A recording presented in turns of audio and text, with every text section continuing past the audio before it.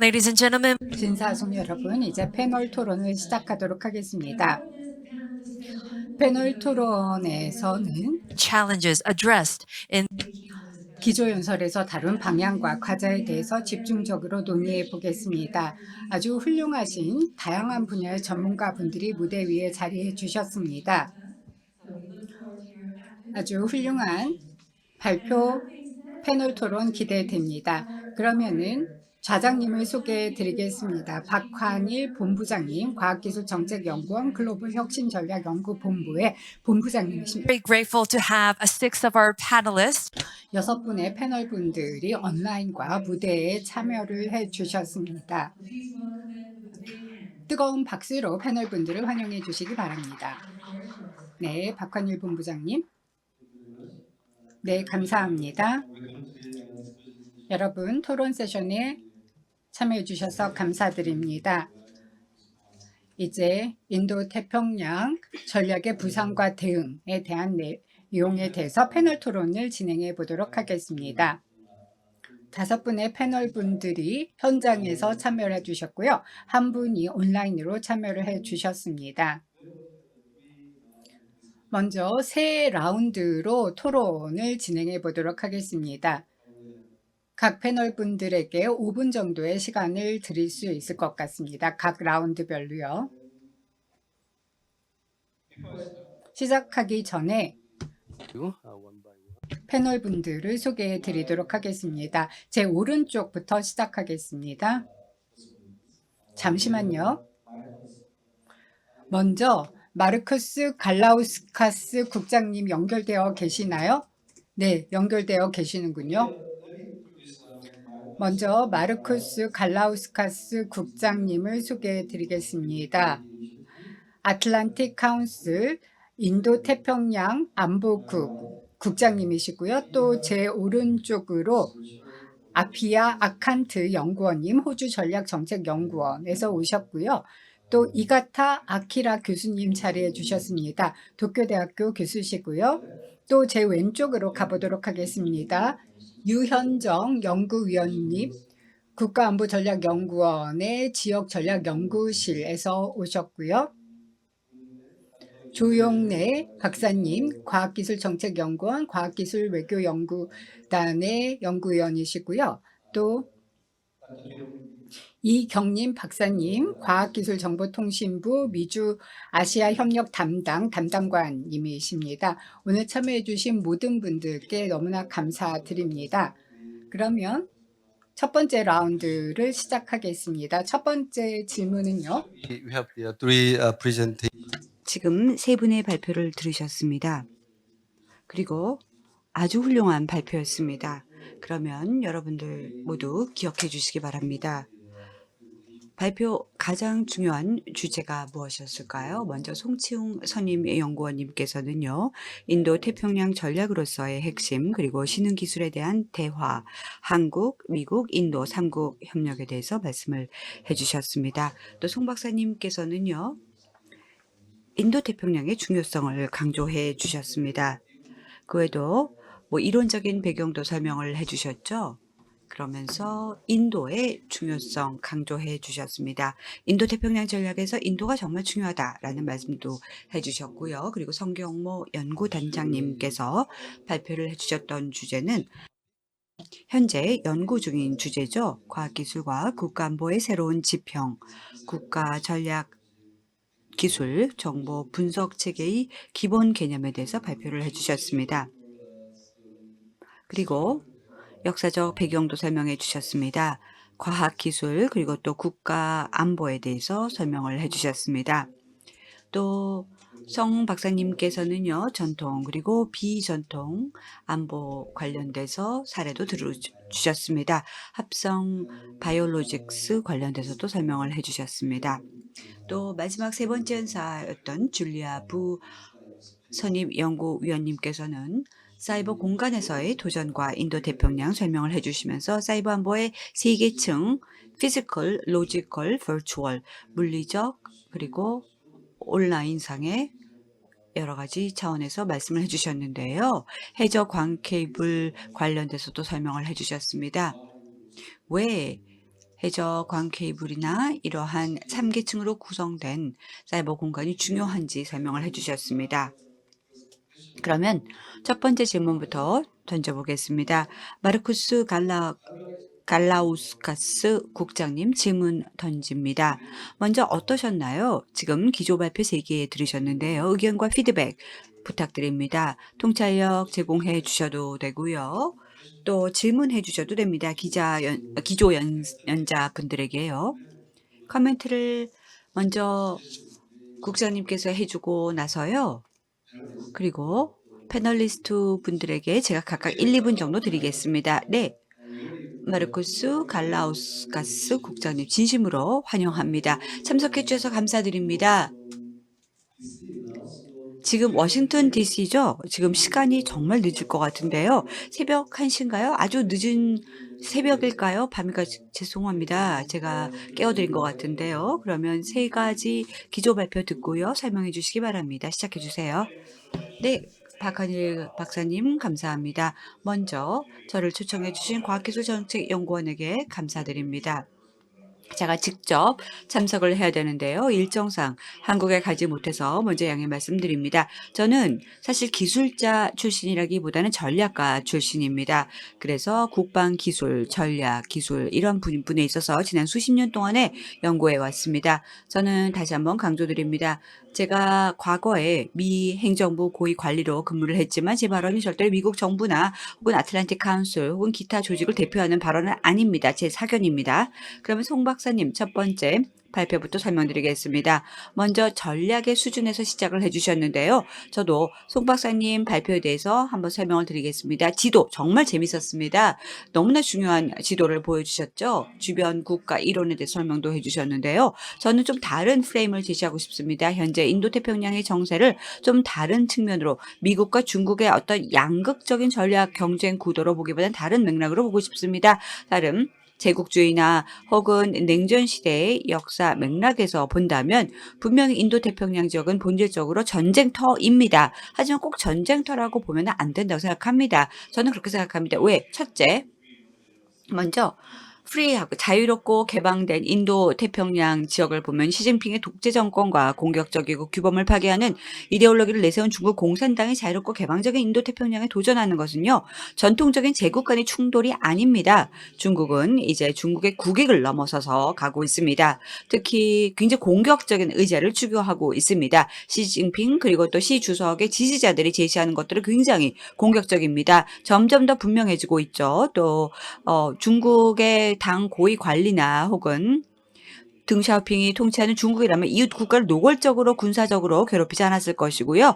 블라디미르 푸틴이 무모한 침략이나 혹은 북한에 비슷하게 무모한 핵 그리고 또 군사 위협에 동조하지도 않았을 것입니다. 따라서 지금 목도하고 있는 러시아와 북한은 점점 더 이제 새로운 블록을 중국과 연계해서 형성하고 있습니다. 경제적으로 보면 중국에 전적으로 북한은 의존하고 있지만 마찬가지로 기술적으로는 고립이 심화되면서 정권과 또 군대를 유지하기 위해서 점점 더 중국에 의존하고 있습니다.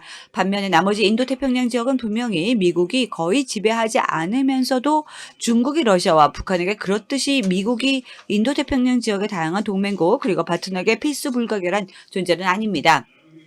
네, 오해하지 마세요. 중국의 도전에 대응하는 데 있어서 미국의 리더십 중요합니다. 하지만 미국은 엄청난 기술 그리고 경제적 자원 상호 연계성을 가진 독립주권 국가들 사이에서 리더입니다. 따라서 전략가인 저는요. 미국이 동맹국과 파트너 간의 경제, 기술 교류를 촉진하고 장려해야 된다고 생각합니다. 이런 교류가 미국에 의존하거나 혹은 미국의 지시를 받아야 한다라고 기대하기보다는 오히려 장려를 해야 된다고 생각합니다. 제가 솔직하게 말씀드리겠습니다. 송 박사님 발표 너무나 인상적이었고 감동받았습니다. 왜냐하면 인도와 한국의 상호 보안성에 대해서 강조를 해주셨고요. 또 한국의 첨단 기술, 또 인도의 대규모 생산 잠재력을 결합하는 개념 너무나 흥미롭고요. 감명을 받았습니다. 바로 이런 길이 우리가 가야 될 전략 길입니다. 굉장히 다른 패러다임입니다. 그래서 제국주의 국가들이 인도태평양 지역에서 전쟁터에서 충돌하기보다는 새로 상호 호혜적인 기술 분야에서 협력이라는 구도로 보는 것이 너무 좋다라고 생각합니다. 여기까지가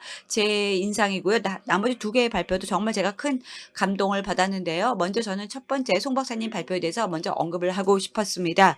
그래서 이제 대화를 이어가면서 또 나중에 다시 더 언급하겠습니다. Thank you, Marcus. And 네, 국장님 감사드립니다. 다음에 아피아 아칸드 연구원님. 네, 안녕하십니까? 인도 태평양 안보를 위한 핵심 기술에 대해서 논의할 수 있게 되어 기대됩니다. So I just wanted to start. 네, 먼저 이렇게 스테피 측에 감사의 말씀을 드리겠습니다. 저는 호주에서 왔는데요. 호주와 특히 스테피와 SP의 협력이 갈수록 확대되고 있어서 저는 매우 기쁩니다. 먼저 마카스와 마찬가지로 저도 송 박사님의 발표에 초점을 맞춰서 말씀을 드리겠습니다. 송 박사님께서는 특히 인도와의 협력, 특히 인도 태평양에 있어서도 인도와의 협력이 중요하다라고 얘기를 해주셨습니다. 물론 동남아도 있고 동북아도 있긴 하지만은요, 그 인도에 강조를 해주셨고요. 인도와 관련해서 지난 수년 동안 다자간의 개입과 참여가 인도와 관련해서 크게 늘어났습니다. 쿼드도 교역의 메커니즘으로서 4개 국가를 통합시켰는데요. 시간이 지나면서 이제 핵심적인 안보 메커니즘으로 계속해서 확대되고 있습니다. 쿼드가 이제 갈수록 확대되고 있고 인도도 쿼드에 참여를 해서 대화에 개입을 하고 있습니다. 러시아, 미국 이러한 국가들도 물론 중요하지만요. 유사한 국가들이 이러한 다자간 포맷으로 협력을 한다는 것을 보는 것이 중요합니다. And also in a bilateral sense. 양자 간의 관계를 살펴보면 미국과의 협력도 중요하고 호주, 인도도 계속해서 협력을 해나가고 있습니다. 지난 수년 동안 2020년부터 양자 간의 호주와 인도 간의 협력이 늘어나고 있습니다. 특히 핵심 신흥 기술에 있어서 모디 수상이 호주를 방문을 했습니다. 쿼드 정상회담이 작년에는 시드니에서 열리려고 하다가 취소가 되었지만 그래도 모디 수상이 호주를 국빈 방문을 한 적이 있습니다. 그 관계에 있어서 가장 중요한 것은 사이버와 핵심 기술이었습니다. 호주와 인도 간의 사이버 테크놀로지 파트너십이 2020년에 체결되었고요. 호주 인도 전략 리서치 펀드가 연구 협력을 다양한 분야에서 지원하고 있습니다. 호주와 인도의 과학자들이 클린 에너지 기술, ICT, 나노테크 등등에서 협업을 해줄 수 있게 되었습니다. 그리고 저희가 이제 이 지역 내 카운터파트들과 협력을 하는 것이 중요한데 모든 국가들마다 또 상황이 조금씩 다르기 때문에 이러한 문제들은 독자적으로 해결을 해 나가야 할 것입니다. 그렇지만 투명하게 협력을 하는 것이 제일 중요하다고 생각합니다. 그리고 대화를 하는 데 있어서 카운터파트와 또 긴장관계나 문제가 있을 때도 솔직하게 얘기하는 게 중요합니다. 호주와 인도 같은 경우에는 올해 초에 약간의 문제가 있었습니다. 호주 안전정보국의 정보에 따르면요, 그 인도 정부를 위해서 일하는 외국인 스파이의 네트워크가 이제 호주 정부의 비밀 정보 사용 허가를 받은 사람을 고용을 해서 그 국방 기술에 대해서 민감한 정보를 얻으려고 했다는 사실을 알게 되었습니다.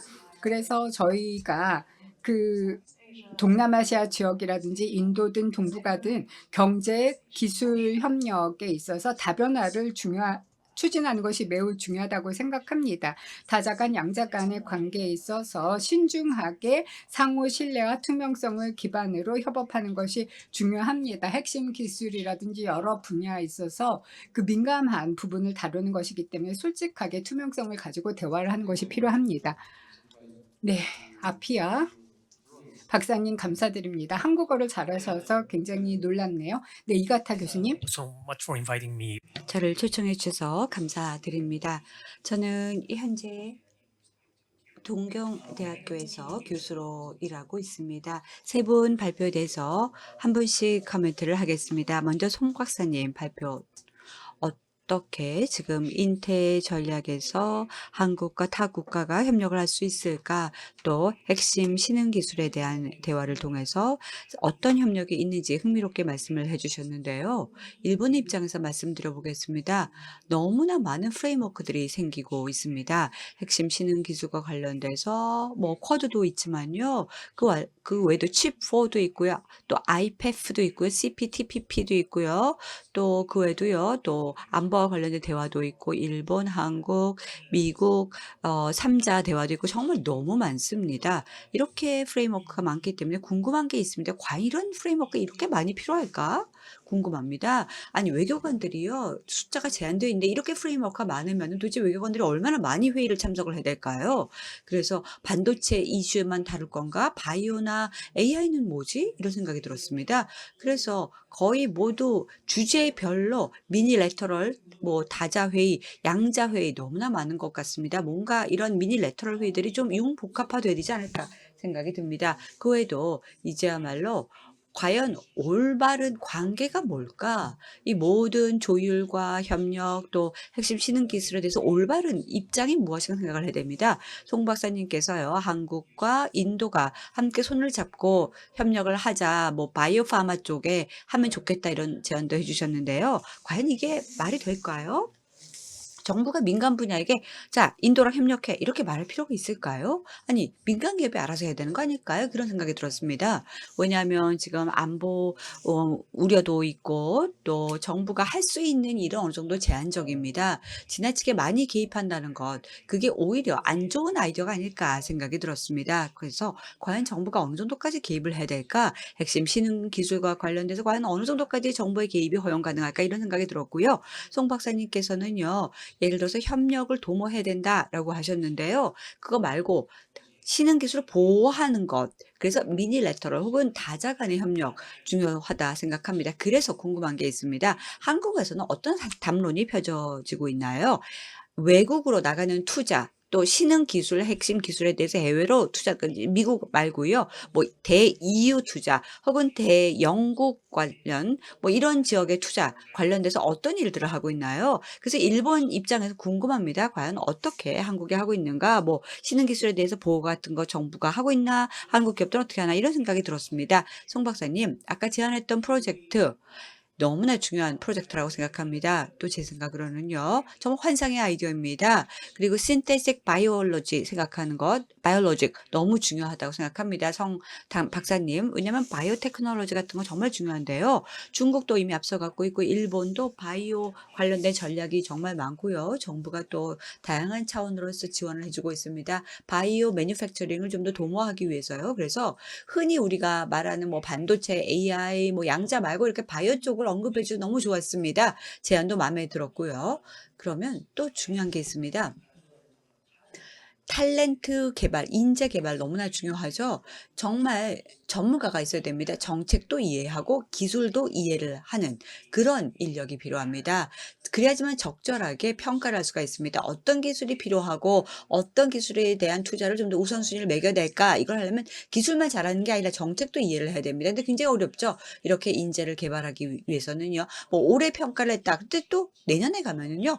또다시 기초과학을 비롯해서 모든 기술이 완전히 또 바뀔 수가 있습니다. 그래서 끊임없이 이 모든 것과 관련된 지식을 업데이트해야 됩니다. 전문가들 그리고 또 정책 기반가들이 한꺼번에 업데이트하기 힘들죠. 그래서 이 두 가지를 잘하는 게 얼마나 좋을까. 그래서 서울대학교라든지 뭐 다른 대학교들이 함께 손을 잡고 뭔가 인재를 육성해서 기술과 정책 이 두 가지 언어를 동시에 구사하는 사람을 키우는 게 필요하다고 생각합니다. 그리고 아까 분류화를 했죠? 줄리아 부 박사님. 그래서 사이버 공간을 세 가지로 버추얼 레이어, 피지컬 레이어 뭐 이런 식으로 구분을 해주셨는데요.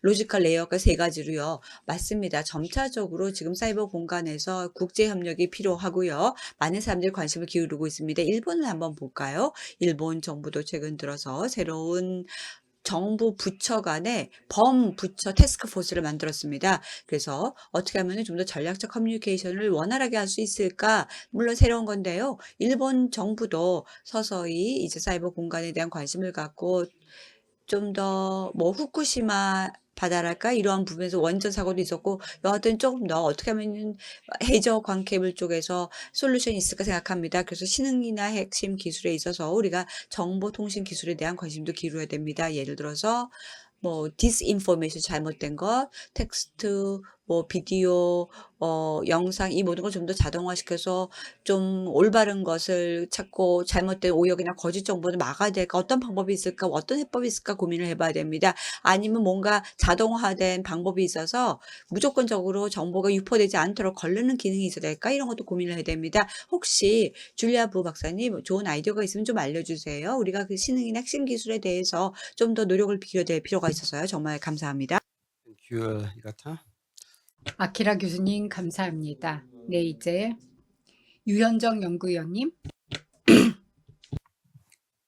네, 안녕하세요. 이렇게 귀한 자리에 초대를 해주셔서 주최 측 선생님들께 감사를 드립니다. 저는 이제 오늘 주제와 관련해서 왜 영내에서 이렇게 소다자주의가 확산되고 있는 걸까라고 하는 그 배경에 대해서 국제 정치학적인 측면에서 보충적인 약간의 작은 코멘트를 말씀을 드리고자 합니다. 생각이 유사한 소다자, like-minded minilateralism. 이건 개념적으로 보면은 두 가지로 나뉘어질 수 있을 것 같습니다. like-minded와 minilateralism. 이렇게 나누어서 우선 제가 좀 보충적으로 말씀을 드리겠습니다. 유사성, 첫 번째 like-minded. 최근에 와서 이 중요한 요소로 이 유사성을 이야기하고 있습니다. 그 이유는 바로 공급망 위기관리 패러다임의 전환과 밀접한 관련이 있습니다. 우리는 팬데믹을 경험했고 우크라이나 전쟁을 치르고 있고 그리고 미중 간의 전략적 경쟁 과정 속에 있습니다. 그러면서 우리가 몸으로 느끼는 또 단체에서 느끼는 국가에서 느끼는 심각한 공급망 교란을 경험을 했습니다. 그러면서 세계 각국은 자국의 기술 주권 그리고 경제 안보 이 국익을 보호하기 위해서 공급망 위기를 우리가 과연 어떻게 헤쳐나가야 할까? 그리고 이러한 진지한 고민과 함께 국제사회에서 패러다임의 전환이 이루어지고 있습니다. 종래에 이제 공급망 관련해서 이 위기 관리를 하는데 가장 중요한 요소가 효율성이었다면 이제 불확실성이 확대되고 있는 이 세계 속에서는 공급망의 신뢰성이 아주 중요한 결정 요인으로 등장을 하고 있습니다. 과연 우리가 어떤 나라를 믿고 또 어떤 나라가 제공하는 공급망을 신뢰하면서 공급망 공급을 받을 수 있을까? 그 여부를 판단하는 기준이 공급망에서는 보통 안정성, 시큐리티죠. 그다음에 투명성, 회복력 이런 기준점들을 제시를 합니다. 하지만 최근에 가장 중요하게 등장하고 있는 그 기준점이 바로 공급망의 유사성, like-mindedness입니다. 이것은 곧 가치와 이념이 유사한 친구들끼리 혹은 정치 체제가 유사하고 법제도가 유사한 상대방들과 함께 모여서 협력을 하자는 겁니다. 그러다 보면은 이제 분쟁이 발생하거나 혹은 분쟁의 소지가 있을 때 서로 이견 조율이 가능하다는 거죠. 그런 장점이 있습니다. 예를 들어서 중국의 경우에는 자국이 과학기술이 발달합니다. 그걸 가지고 안면 인식이나 CCTV를 통해서 자국 주민을 통제하는 데 활용을 합니다. 혹은 만약 중국이 이 공급망을 가지고 무기화할 경우 우리는 이제 그 상대국과 마찰을 겪을 수밖에 없겠죠. 그리고 거기에 필연적으로 따라오는 갈등 여지 이런 부분을 해결을 해야 되는데 이거 역시 하기는 좀 쉽지 않다라는 겁니다. 그렇기 때문에 각국은 유사한 가치와 이념을 공유하는 국가들끼리 서로 협력하고 서로 협력을 강화하자라는 취지의 노력을 하고 있습니다. 다음으로는 이제 소다자주의가 이렇게 확산되게 된 그 추인 동기는 무엇인가? 이전에 WTO나 UN 체제가 있습니다. 근데 그 체제로는 우리가 국제사회에 불안정하게 발생하는 일들을 해결하기에는 한계가 있다는 겁니다. 예를 들어서 과학기술과 관련된 부분입니다. 민군 겸용이죠. 듀얼 유스 물자랑 기술 수출 통제. 그러기 위해서는 바세나르 체제가 운영이 되고 있습니다. 이 체제는 42개의 회원국들이 만장일치를 해야지만 제재를 할 수 있습니다.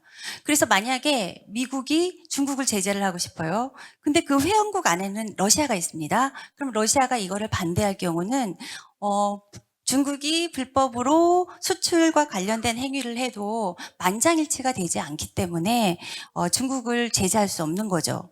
그렇기 때문에 이제 생각이 서로 다른 국가들이 모인 WTO나 유엔에 그 체제를 통해서는 우리가 글로벌 이슈의 문제들을 해결하기에는 참 어렵다. 한계가 존재한다. 이런 인식에 기초해서 양자나 소다자 그렇게 그런 그룹들이 추동하고 있는 것이 아닌가. 그 배경에 대해서 이제 저는 그렇게 좀 생각을 해 보았습니다. Thank you so much. 네, 유현정 연구위원님 감사드립니다. 이렇게 Hello, my name is 안녕하십니까. 저는 조용래입니다. 오늘 심포지엄에 초청을 받아서 정말 영광이고 또 좋은 발표 들으니까 정말 좋습니다. 한국은 또 오늘 이 자리는 제 홈그라운드입니다. 그래서 이번 기회를 정말 극대화 잘 활용하고 싶습니다. 그래서 한국어로 하겠습니다. 홈그라운드니까 한국어 사용 양해 부탁드립니다. 예, 과학기술정책연구원에 있고요. 그 세계 발표 자료에 대해서 그 코멘트를 뭐 간단히 드리겠습니다. 일단 송치웅 박사님 그 발표 자료 내용을 잘 보았고, 그리고 발표 내용도 굉장히 의미가 있었습니다. 사실 국제정치학적으로 봤을 때 150년 정도의 그 시기 동안 아시아 지역을 중심으로 해서 많은 개념들이 나왔습니다. 처음에 중국을 시작으로 해서 이제 천자란 개념이 나왔고, 그 이후에 이제 아시아란 단어가 나온 다음에 이후에는 이제 뭐 동북아라든지 그다음에 그 최근에 이제 2010년도 정도까지 이제 아시아 태평양이라는 단어까지 나왔다가 2010년대부터는 그 인도 태평양이라는 단어가 이제 급부상하기 시작했습니다. 그러니까 지금 150년 동안에 지금 그 개념들을 둘러싸고 수많은 그 쟁탈전들이 일어났다는 것입니다. 프리벨링한 그런 컨셉트가 무엇인가를 둘러싸고 이것을 프리아큐파이 하기 위한 그런 그 선점 경쟁들이 일어났다고 하는 점에서 요즘에 나왔던 그 개념 중에 이제 개념 전쟁이라는 단어가 실제로 있었습니다. 그래서 이 인도 태평양까지 오는 이 동안에 역사적으로 어떠한 개념들이 서로 그 선점을 하기 위해서 이런 국제정치학적인 그런 상황을 선점하기 위해서 쟁탈전을 치러 왔는가라는 점에서 지금 인도 태평양이라는 개념들은 가장 그 이머징하면서도 가장 중요한 개념이라 볼 수 있겠습니다. 한국 같은 경우는 그 태생적으로 그 한국이 처한 그 안보적 상황 때문에 뭐 북핵이라든지 이제 북한 문제 이런 문제 때문에 사실 동북아에 대한 뭐 그런 그 어떤 범위, 그러니까 인식의 범위를 벗어나지 못하는 경우가 있었는데 이미 2006년에 이제 아베 신조가 첫 번째 집권을 했을 때 그때 이제 FOIP 그러니까 Free and Open Indo-Pacific이라는 개념을 중심으로 해서 그 인도 태평양이라는 개념들을 주창하기 시작했고 2017년도에 사실 트럼프가 송치웅 박사님 아까 발표대로 그 인도 퍼시픽 그 스트래테직 리포트를 내면서 본격적으로 이제 인도 그 태평양 전략이라는 것이 그 각광을 받게 되었다는 것입니다.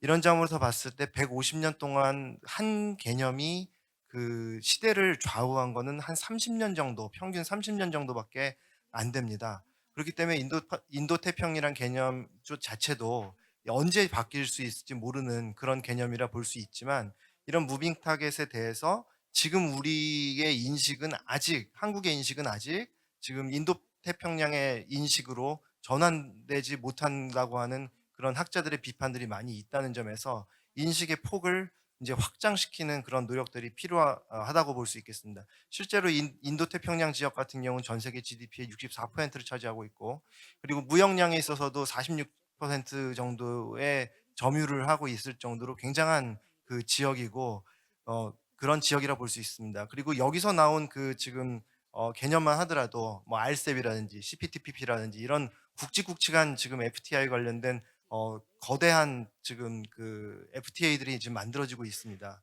이 FTA가 갖고 있는 가장 큰 문제점 중에 하나는 경제적인 차이점이 너무 크다는 것입니다. 굉장히 디벨롭된 컨트리가 있고 그다음에 아직 디벨로핑하고 있는 그런 국가들도 있다 보니까 이 격차가 굉장히 경제적으로 크다.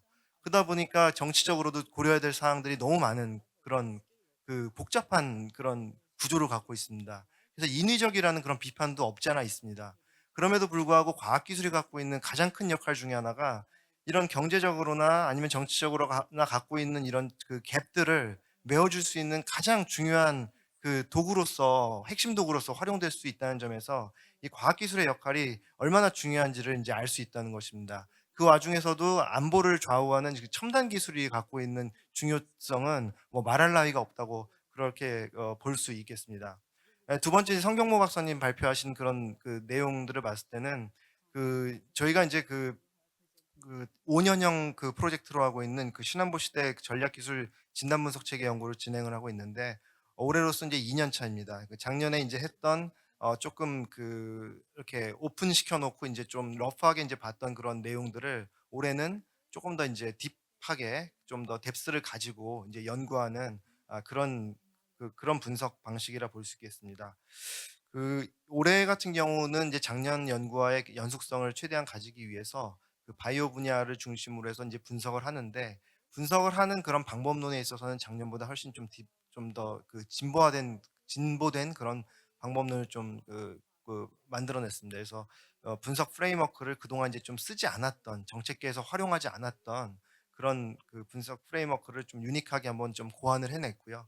관련된 리터러처 리뷰라든지 theoretical 백그라운드 같은 것들을 이제 보완을 해서 좀 그 스테피만의 고유의 분석 체계를 만들어내서 연구를 하고 있습니다. 이러한 연구의 가장 큰 그 중요한 점은 지금 이제 윤석열 그 정부에서 지금 국정과제를 120가지를 취임 때 발표를 했습니다. 그중에 이제 98번 그 국정과제가 이제 그 early warning 시스템입니다. 이 early warning 시스템이라는 것은 전 세계에서 일어나고 있는 그 국가 안보 또는 신흥 안보 사항의 그 어떤 이상 징후라든지 좀 그 센서십을 좀 더 그 강화하자는 그런 차원입니다.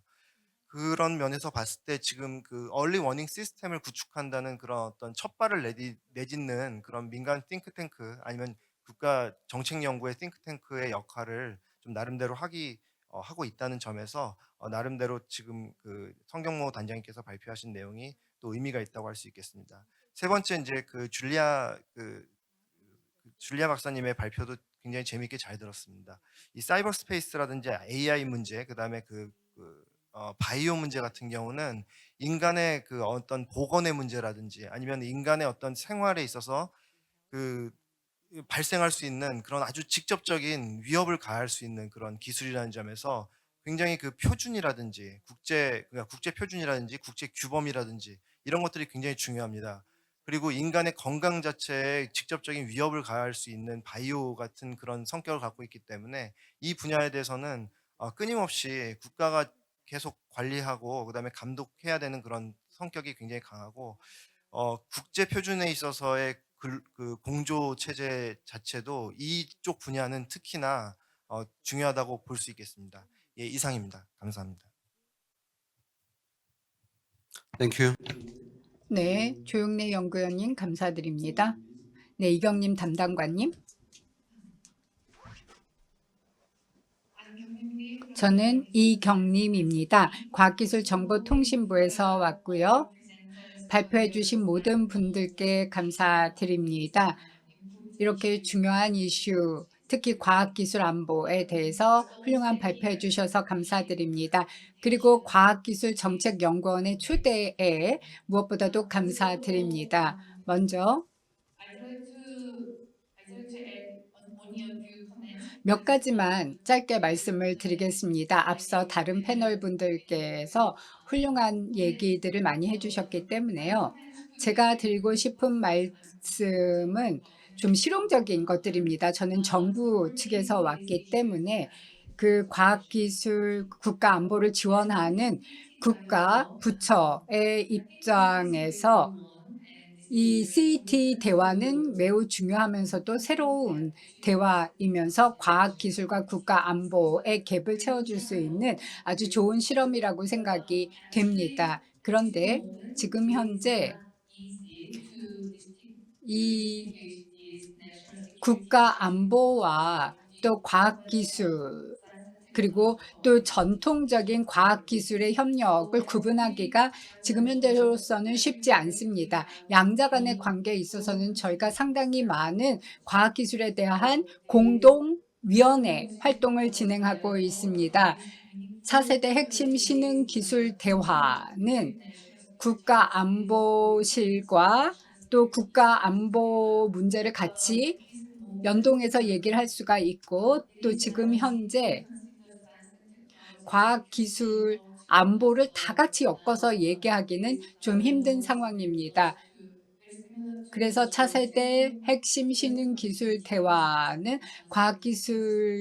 기술 분야에서 공동위원회 활동과 어떤 관계가 있는지를 규명해야 될 것이고요. 3자 관계에 있어서 메커니즘이 굉장히 복잡합니다. 다자주의든 3자주의든 이 메커니즘 자체가 굉장히 복잡합니다. 3자 간, 다자 간 대화에 있어서 저희가 신경을 써야 되는 부분은 참여 국가들의 리더십 문제입니다. 지금 현재로서 우리는 핵심적인 신흥 기술을 좀 더 국가 안보 쪽과 밀접하게 연결을 해서 고려를 해 볼 필요가 있습니다. 특히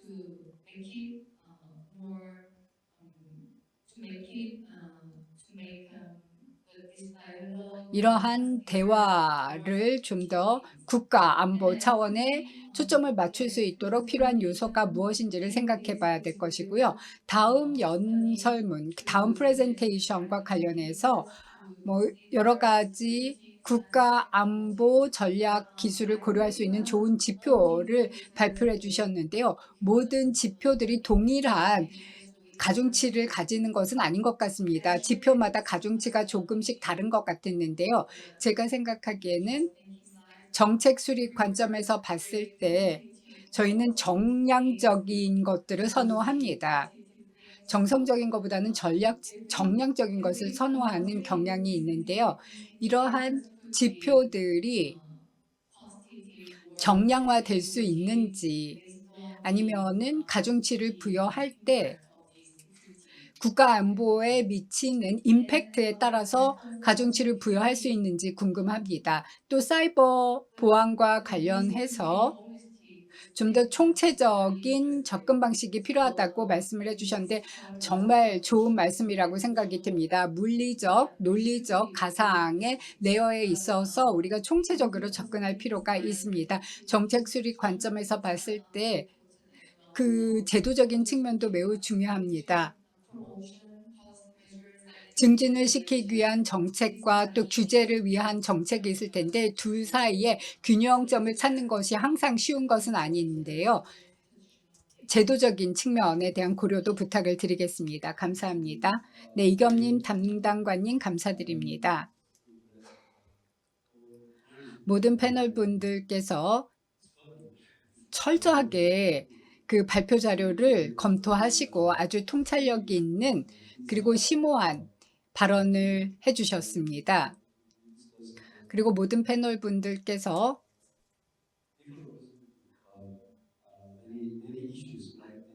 여러 가지 이슈에 대해서 다양한 관점을 제시를 해주셨는데요. 소다자주의적인 대화든 그것과 관련해서 백그라운드도 공유를 해주셨고 또 인도와의 협력의 가치도 논의를 해주셨고 정부가 CET를 증진시키기 위해서 어떤 역할을 해야 되는지도 말씀을 해주셨습니다. 그래도 과학기술의 역할, 안보의 역할에 대해서 말씀을 해주셨습니다. 너무나 중요한 코멘트들 많이 해주셨습니다. 이제 발표자분들에게 답변을 할 수 있는 기회를 드리겠습니다. 혹시 필요하시면 발표해 주신 분들 답변 부탁드립니다.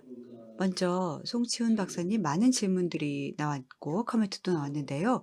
혹시 길지 않아도 됩니다. 짧게 답변 가능할까요? 송치훈 박사님?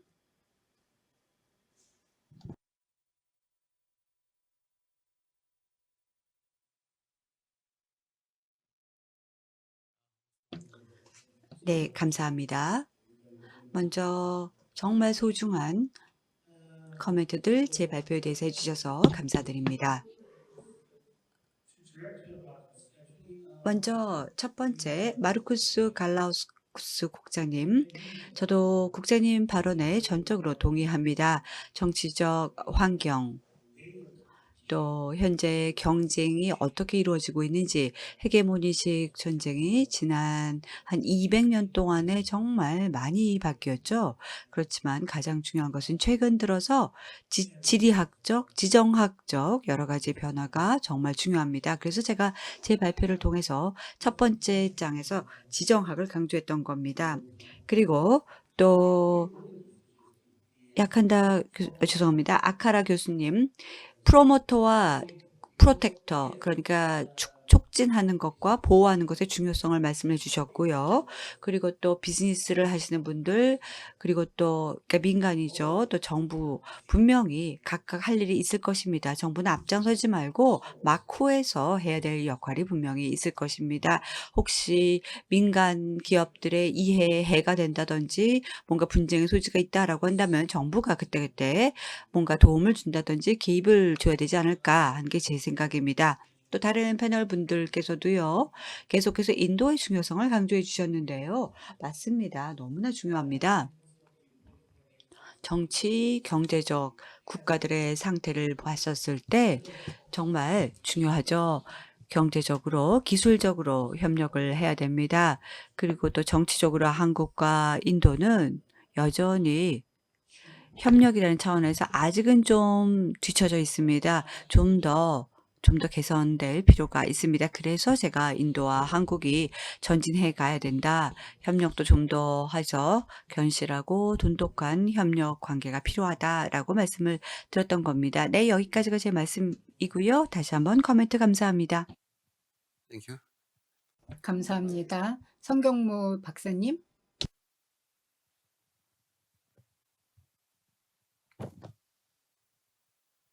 저의 부족한 발표 내용을 통해서 좋은 코멘트를 주신 토론자 여러분들께 감사의 말씀 우선 드리고 싶습니다.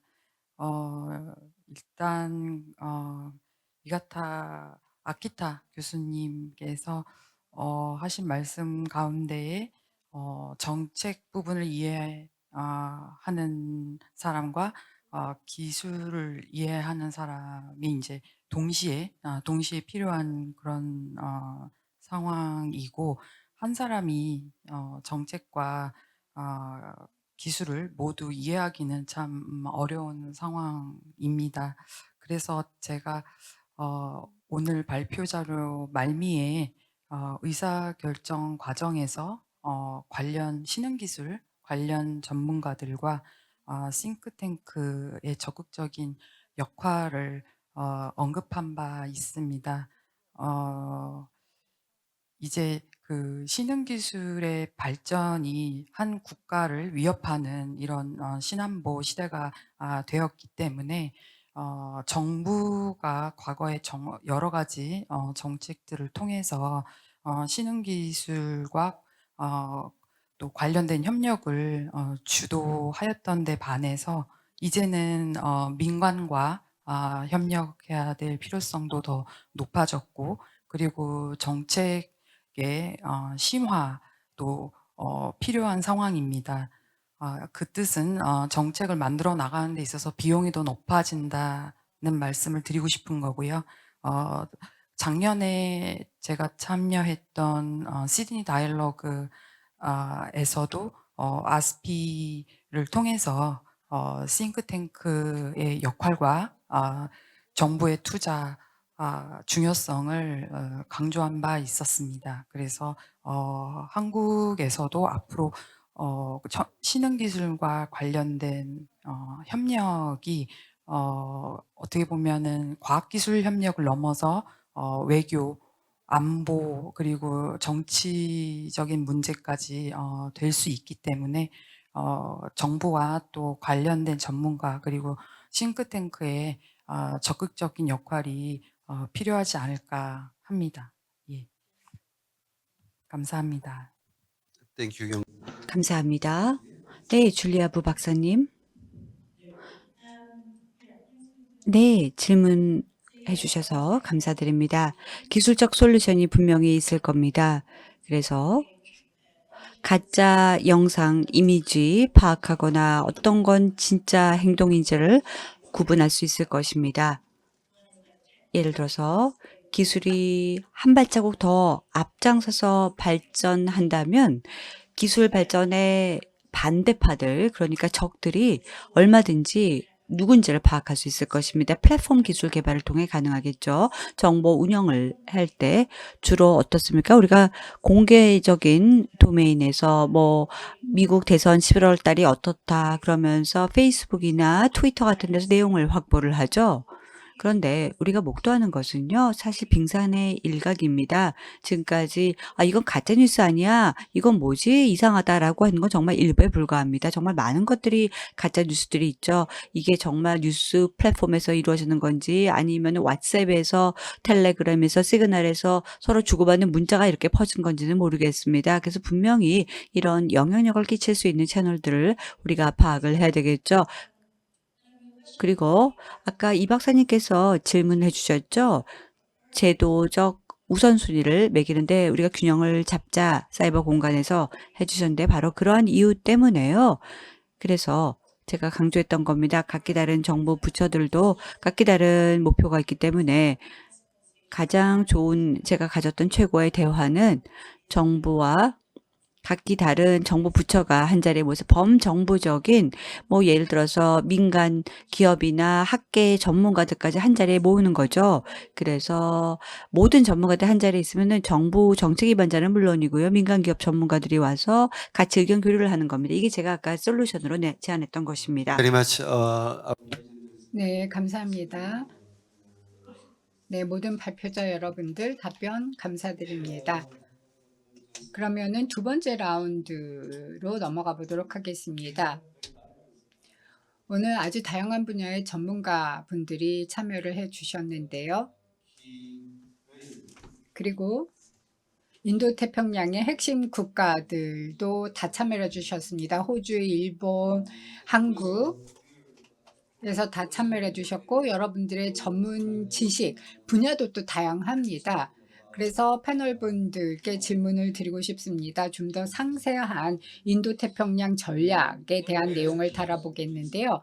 다양한 종류의 리스크가 존재합니다. 인도태평양 지역에서는 정치, 경제, 기술, 군사와 관련된 다양한 유형의 안보적인 위험이 존재합니다. 이러한 상황에서 국가 보안과 기술 이슈에 대해서 논의를 해보도록 하겠습니다. 오늘날 많은 국가들이 예산과 인적 자원 측면에서 많은 투자를 해서 핵심 및 신흥 기술을 발전시키고자 합니다. IWS, EDT라는 용어를 빌어서 말씀을 드릴 수 있을 것 같은데요. 지금 현재 사이버 보안에서부터 칩, 디지털 전환, 또 신뢰할 수 있는 AI, 양자, 이러한 분야에서도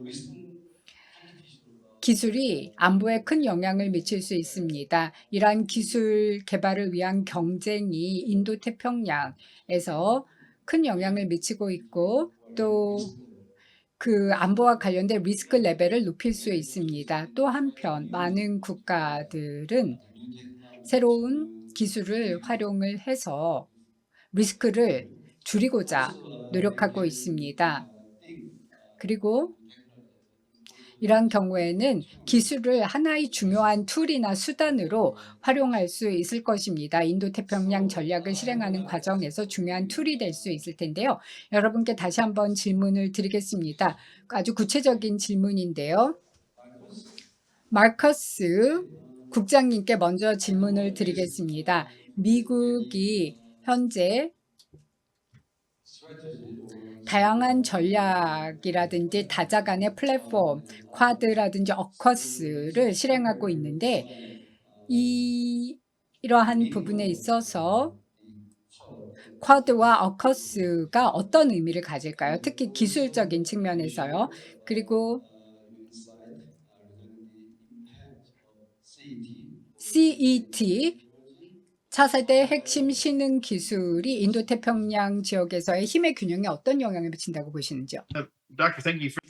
네, 박 박사님 감사합니다. 질문해 주셔서요. 제가 박 박사님이 제기했던 두 가지 질문 순차적으로 답변 드리겠습니다. 먼저 쿼드와 어커스에 대해서 말씀드리겠습니다. 이 두 가지는요, 정말 다릅니다. 글쎄, 소다자주의가 됐던, 다자주의가 됐던, 기술 협력이 됐던, 겉으로는 비슷해 보이지만요, 완전히 다릅니다. 쿼드와 아크스 완전히 다른데, 쿼드는 굉장히 광범위한 틀입니다.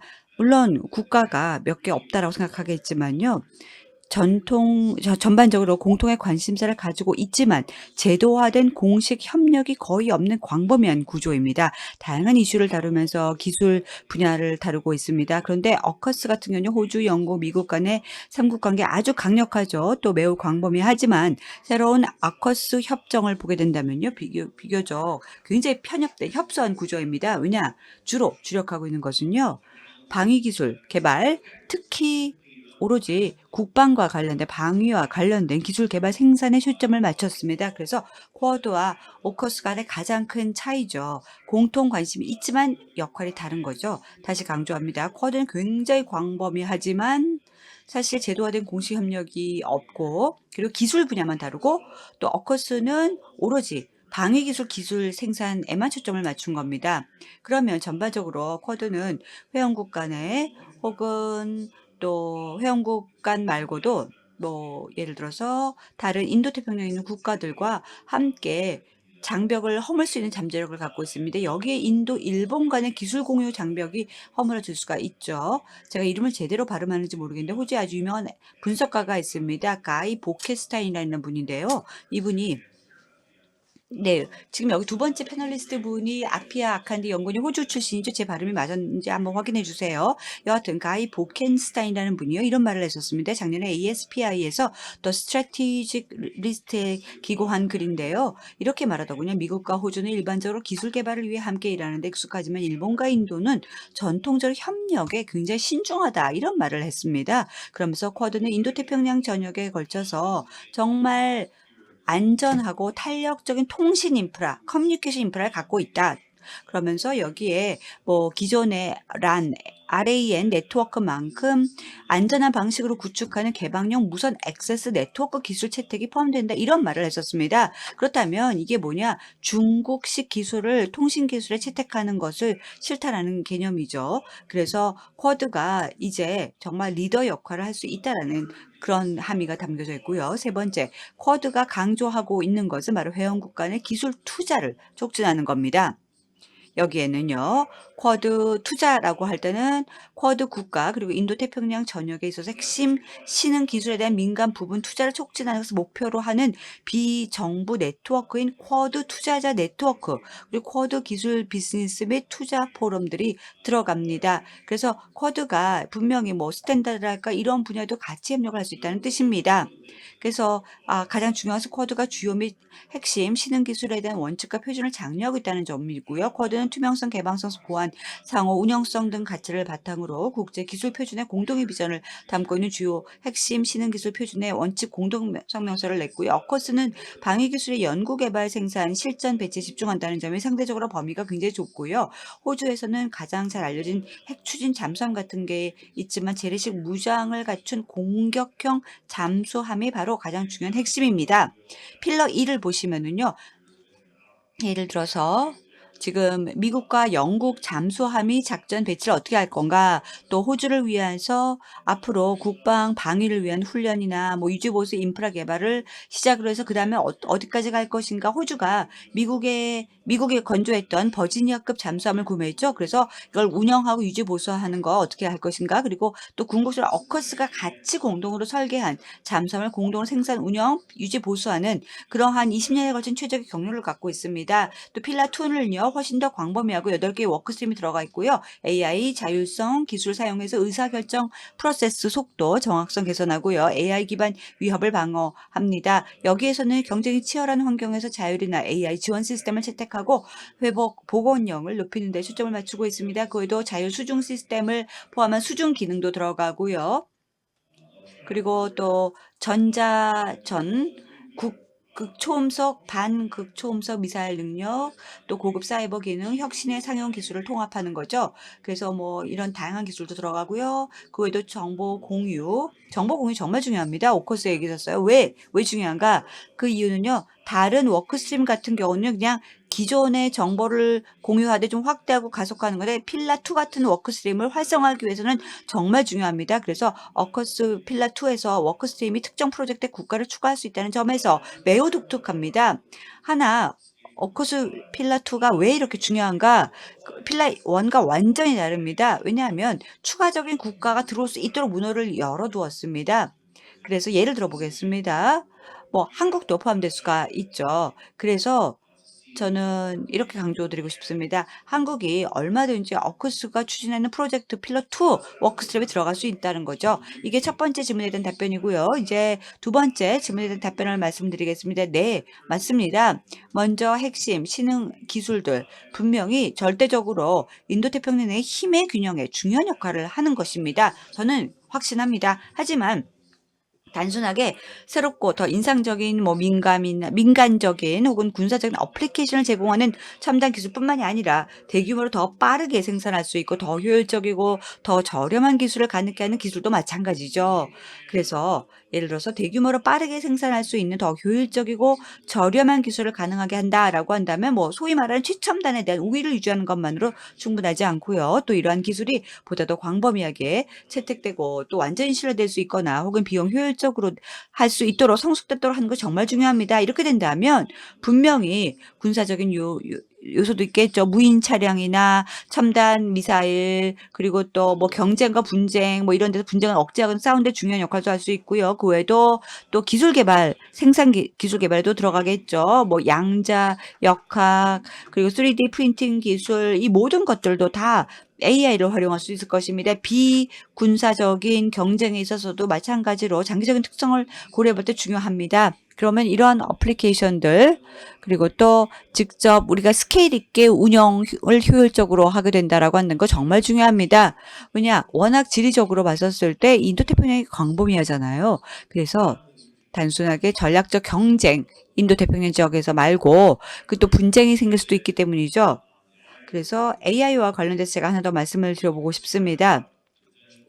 잠재적으로 미국, 중국 간의 분쟁이 만약 계속 연기가 되고 지리적으로 더 확대가 된다라고 한다면 어떻게 될까? 이런 질문도 많이 하죠. 그렇다면 절대적으로 필요한 것은요. 어떻게 하면은 이제 이 핵심 신흥 기술들을 잘 방위와 접목시킬 것인가. 네, 여기서만 제가 여기까지만 말씀을 드리고 나머지 또 질문이 나오면 답변 드리겠습니다. 감사합니다.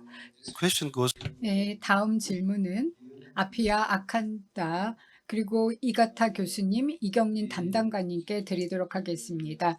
호주, 일본, 한국 이 각각의 국가들이 또 국가마다 우선순위와 정책적인 우선순위가 있을 것입니다. 인도태평양 지역에서 자신들의 전략적 지위와 안보를 강화하기 위한 그러한 우선순위가 있을 텐데요. 아키아 연구원님께서는 호주가 어떤 정책적인 우선순위를 가지고 있는지에 대해서 설명을 해주시겠습니까? 네, 감사합니다. 박 박사님.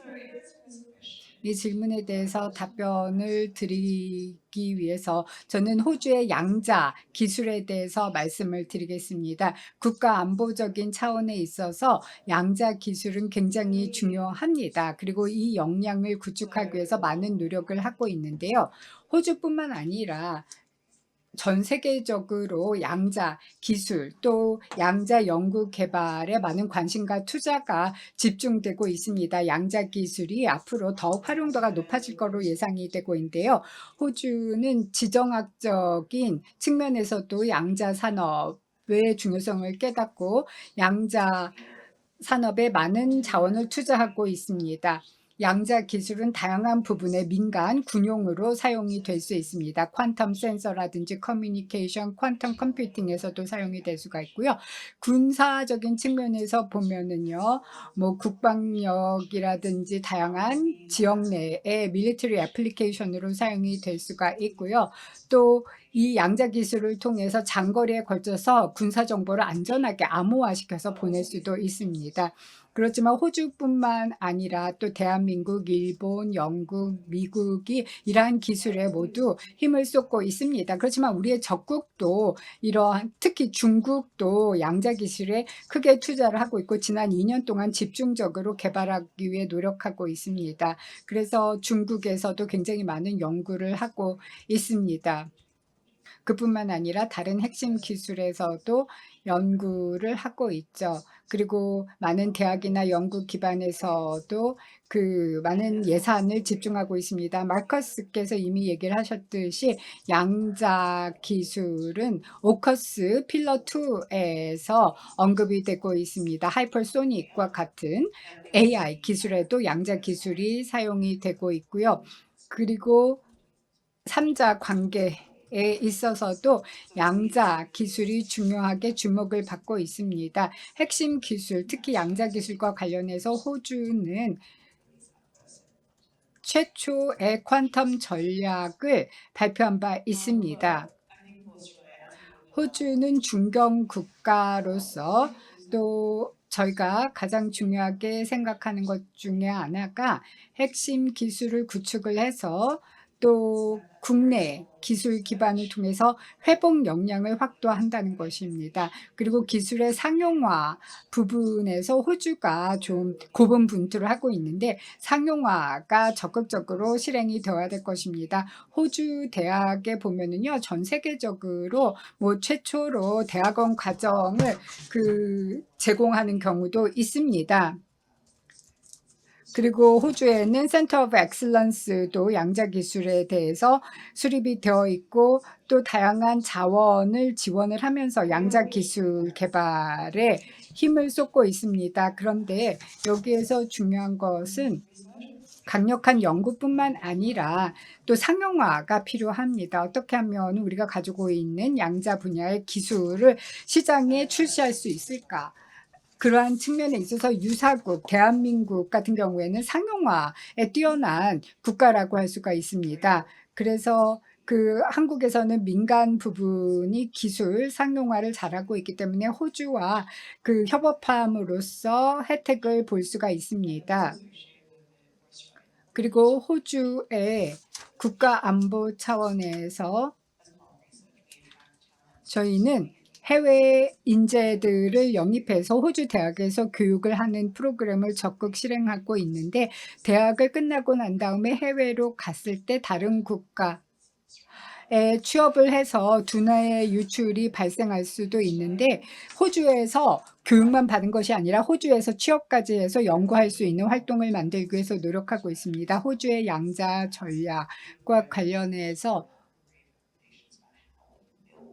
어떻게 하면은 핵심 기술을 양자 분야에 있어서 국내에서 구축할 것인지와 관련해서 민간 부분의 펀딩이 좀 더 늘어날 필요가 있습니다. 그 부분에서 갭이 현재 있다고 할 수가 있고요. 호주 같은 경우에는 양자 기술에 대해서 국가 차원에서 우선순위를 두고 있습니다. 그리고 지역 내에 여러 우방국, 한국과 미국도 마찬가지라고 생각이 됩니다. 양자 기술이 갈수록 더 중요해지고 있고 다양한 분야에 적용이 될 수 있고 또 적국도 양자 기술을 적극 개발하고 있기 때문에 다양한 기술 분야에 있어서 협력이 필요하다고 할 수 있습니다. Thank you. And Igata. 네, 이가타 아키라 교수님. 네, 시간이 굉장히 신경이 쓰이네요. 빨리 발언을 드리도록 하겠습니다. 일본 정부는 여러 가지 새로운 정책에 적극적으로 참여하면서 핵심 신흥 기술을 개발하기 위해서 지난 몇 년 동안의 노력을 해왔습니다.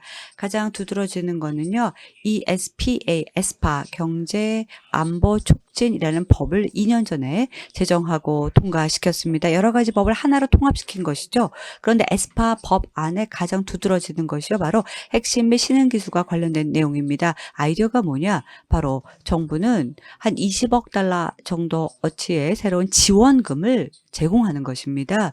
핵심 신흥 기술을 일본 내에서 R&D 기관이랄까 연구소에서 각각 분야별로 예를 들어서 뭐 파이버 부분, 스페이스 부분, 바이오텍 부분 이렇게 분야별로 구분을 해서 투자를 하는 겁니다. 그래서 특정 부분에서 어떤 특정 기술을 특정 핵심 신흥 기술이 있다라고 한다면 연구를 할 수 있도록 좀 더 밝은 미래를 위해서 각 별 다른 도메인에서 앞으로 몇십 년간을 위해서 개발하는 겁니다. 그런데 이런 R&D 연구기관 투자 말고도 기타 다른 여러 가지 정부가 제공하는 지원금들이 있습니다. 예를 들어 보겠습니다. 반도체다. 그렇다면 현재 일본 내에서 TSMC를 지원을 해서 반도체 팹을 쿠마모토 지역에 지금 좀 더 새롭게 제조시설을 만들도록 하고요. 그리고 젊은 일본인들 중에서 반도체 하드웨어 쪽에 일을 하고 싶은 사람을 채용할 수 있도록 합니다. 홋카이도 북쪽으로 가면요. 일본이 이제 새로운 펀딩을 제공을 해서 차세대 반도체 칩을 생산할 수 있도록 합니다. 여기서 IBM이나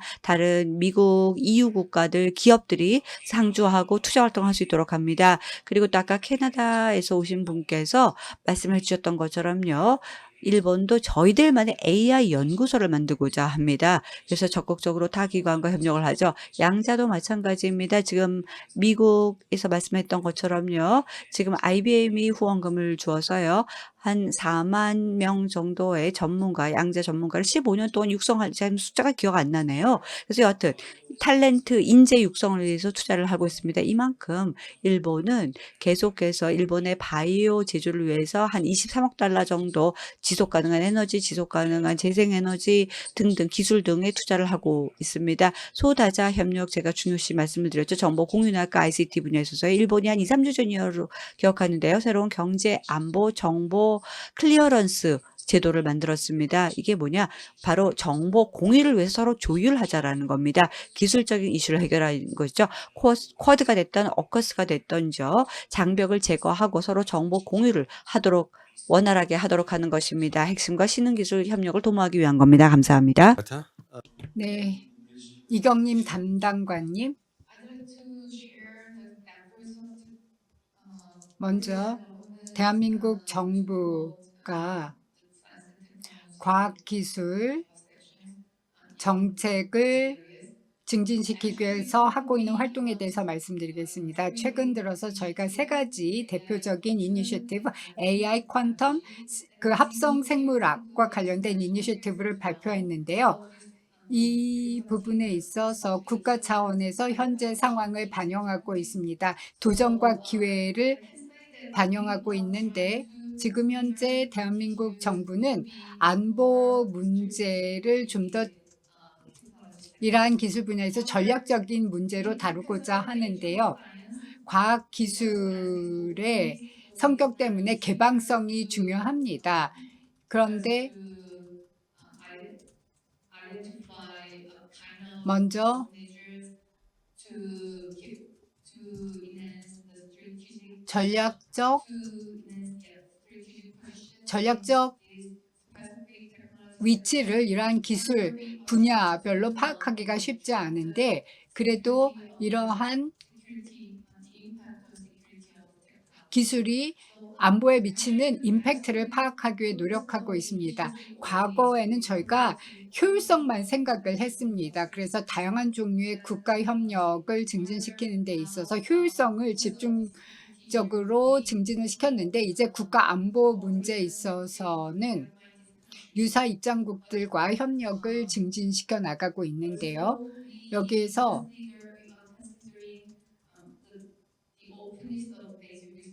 기초 연구의 개방성 그리고 창의성을 강조할 필요가 있습니다. 쉽지는 않지만은요. 그래도 기술의 특징을 잘 파악을 하고 이 기술이 국가안보에 어떤 임팩트를 가져오는지를 이해하기 위해 노력하고 있습니다. 이것과 병행해서 저희는 정부와 정부 간의 대화 채널을 과학기술 분야에서 확대하기 위해 노력하고 있습니다. 이를 통해서 유사 입장국들 간의 협력을 증진시키고자 합니다. 감사합니다. 네, 규경님. 감사합니다. 다시 한번 이가타 교수님 또 이경님 담당관님 한국과 일본 각각의 기술 발전과 관련된 정책 향방 그리고 인도태평양에서의 전략 설명해 주셔서 감사드립니다. 이제 유현정 연구위원님. 리서치 에리아. 연구관님께서는 이제 중국을 오래전부터 연구하신 것으로 알고 있는데요. 그러면 유현정 연구위원님께서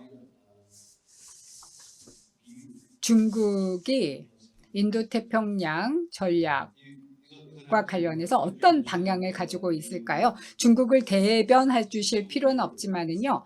뭐 중국의 정책에 대해서 어떤 의견을 가지고 계신지요? 예, 중국의 정책에 대해서 말씀드리기에 앞서서 제가 아까 앞 세션 이제 원 라운드에서 같은 생각을 가진 국가들끼리 이제 확산되는 추세다. 그래서 쿼드, 뭐 오커스 많은 협의체들이 생기잖아요. 그 협의체는 미국이 주도하고 끌고 가고 있습니다. 그래서 미국이 만들어가고 있는 이 인도태평양의 질서가 어떤 국제 정치적인 메커니즘으로 돌아가는지, 그리고 어떤 특징들을 갖고 있는지 먼저 한번 짚어보는 것도 괜찮을 것 같습니다. 그 특징을 찾아보면 또 생각해보면 한 3가지 정도로 요약해 볼 수 있을 것 같아요. 첫 번째로는 그동안의 미국과 동맹국 간의 군사동맹이 그 단계를 넘어서 전략기술 파트너십으로 발전하고 있다는 점입니다. 동맹이죠. 군사동맹인 쿼드, 오커스, 나토. 이 안보 협력체가 모여서 이제 핵심 이슈로 기술, 공급망, 사이버 안보 이런 이야기들을 나눕니다. 이 이유는 국제 정치학적인 측면에서 보면 경제 안보 기술이 국가 안보와 바로 직결된다라는 어떤 국제 정치적인 베이스를 깔고 있다고 볼 수 있습니다.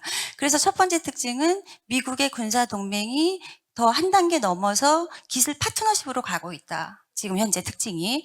그다음에 두 번째로는 이 협력체의 외연이 확대되고 있다. 그리고 이 확대된 외연이 복합 연계되고 있다라는 특징이 있습니다. 아까 앞서 패널 선생님께서도 이제 말씀을 하셨습니다. 쿼드 플러스는 오픈되어 있다. 한국 코리아 들어갈 수 있고 그것처럼 지금 이 협력체를 계속 외연을 확대하는 추세에 있는 것 같습니다. 그리고 나토 같은 경우도 이제 정상회의를 하지만 우방국이 아닌 호주, 일본, 한국 정상들이 함께 참석을 합니다. 그래서 이 협의체 자체가 계속 확장되고 있고 그 확장된 이 협의체가 복합적으로도 연계되어 있다는 특징이 있습니다. 그다음에 이제 3번째로는 진영화 부분입니다. 아마 이래서 지금 사회자분께서도 저한테 중국에 대한 질문을 주셨던 것 같은데요. 이 기술 공급망과 관련해서 진영화가 심화된다는 거예요. 왜냐하면 아까 말씀드린 대로 미국은 신뢰할 수 있는 국가, 라이크 마인디드 국가들만 같이 협의체를 만들고자 하는 거잖아요. 그러다 보니까 러시아, 중국, 기술 수출 제한합니다. 그리고 투자 제한합니다. 이런 것들을 법률로 튼튼하게 만들어가는 작업들을 지금 하고 있습니다. 그러다 보니까 앞으로 시간이 가면 이 미국과 중국의 기술 경쟁은 아마도 더 심한 진영화, 양극화가 일어날 것으로 예상이 됩니다. 이런 3가지 특징을 가지고 국제 정치적인 논리들이 작동이 되는데 미국의 바이든 행정부죠. 이제 트럼프 행정부 때 디커플링 정책을 취했는데 이게 좀 과했죠. 그러다가 이제 바이든 행정부 들어서 디리스킹 기조로 전환을 합니다. 즉 스몰 야드 하이 펜스를 전략을 채택을 하는데 그것은 곧 공급망의 규제의 범위는 좁히되 오히려 규제 강도는 더 높이겠다. 이런 전략입니다. 그렇다 보면 이제 앞으로 최소한의 이 핵심 기술과 관련된 분야 반도체, AI, 5G 이런 부분들은 중국과 권위주의 국가인 러시아 이런 국가들부터 우리는 완전히 차단할 거야 라고 하는 정책으로 가고 있습니다. 그래서 이 향후 현재 미중 경쟁이 점점 더 심화되고 치열한 상황인데 앞으로 이 보호주의와 관련된 진영 논리는 더욱더 심각해질 거라고 생각합니다. 그럼 이런 미국의 바이든 정책에 대해서 중국은 어떻게 대응을 할 것인가?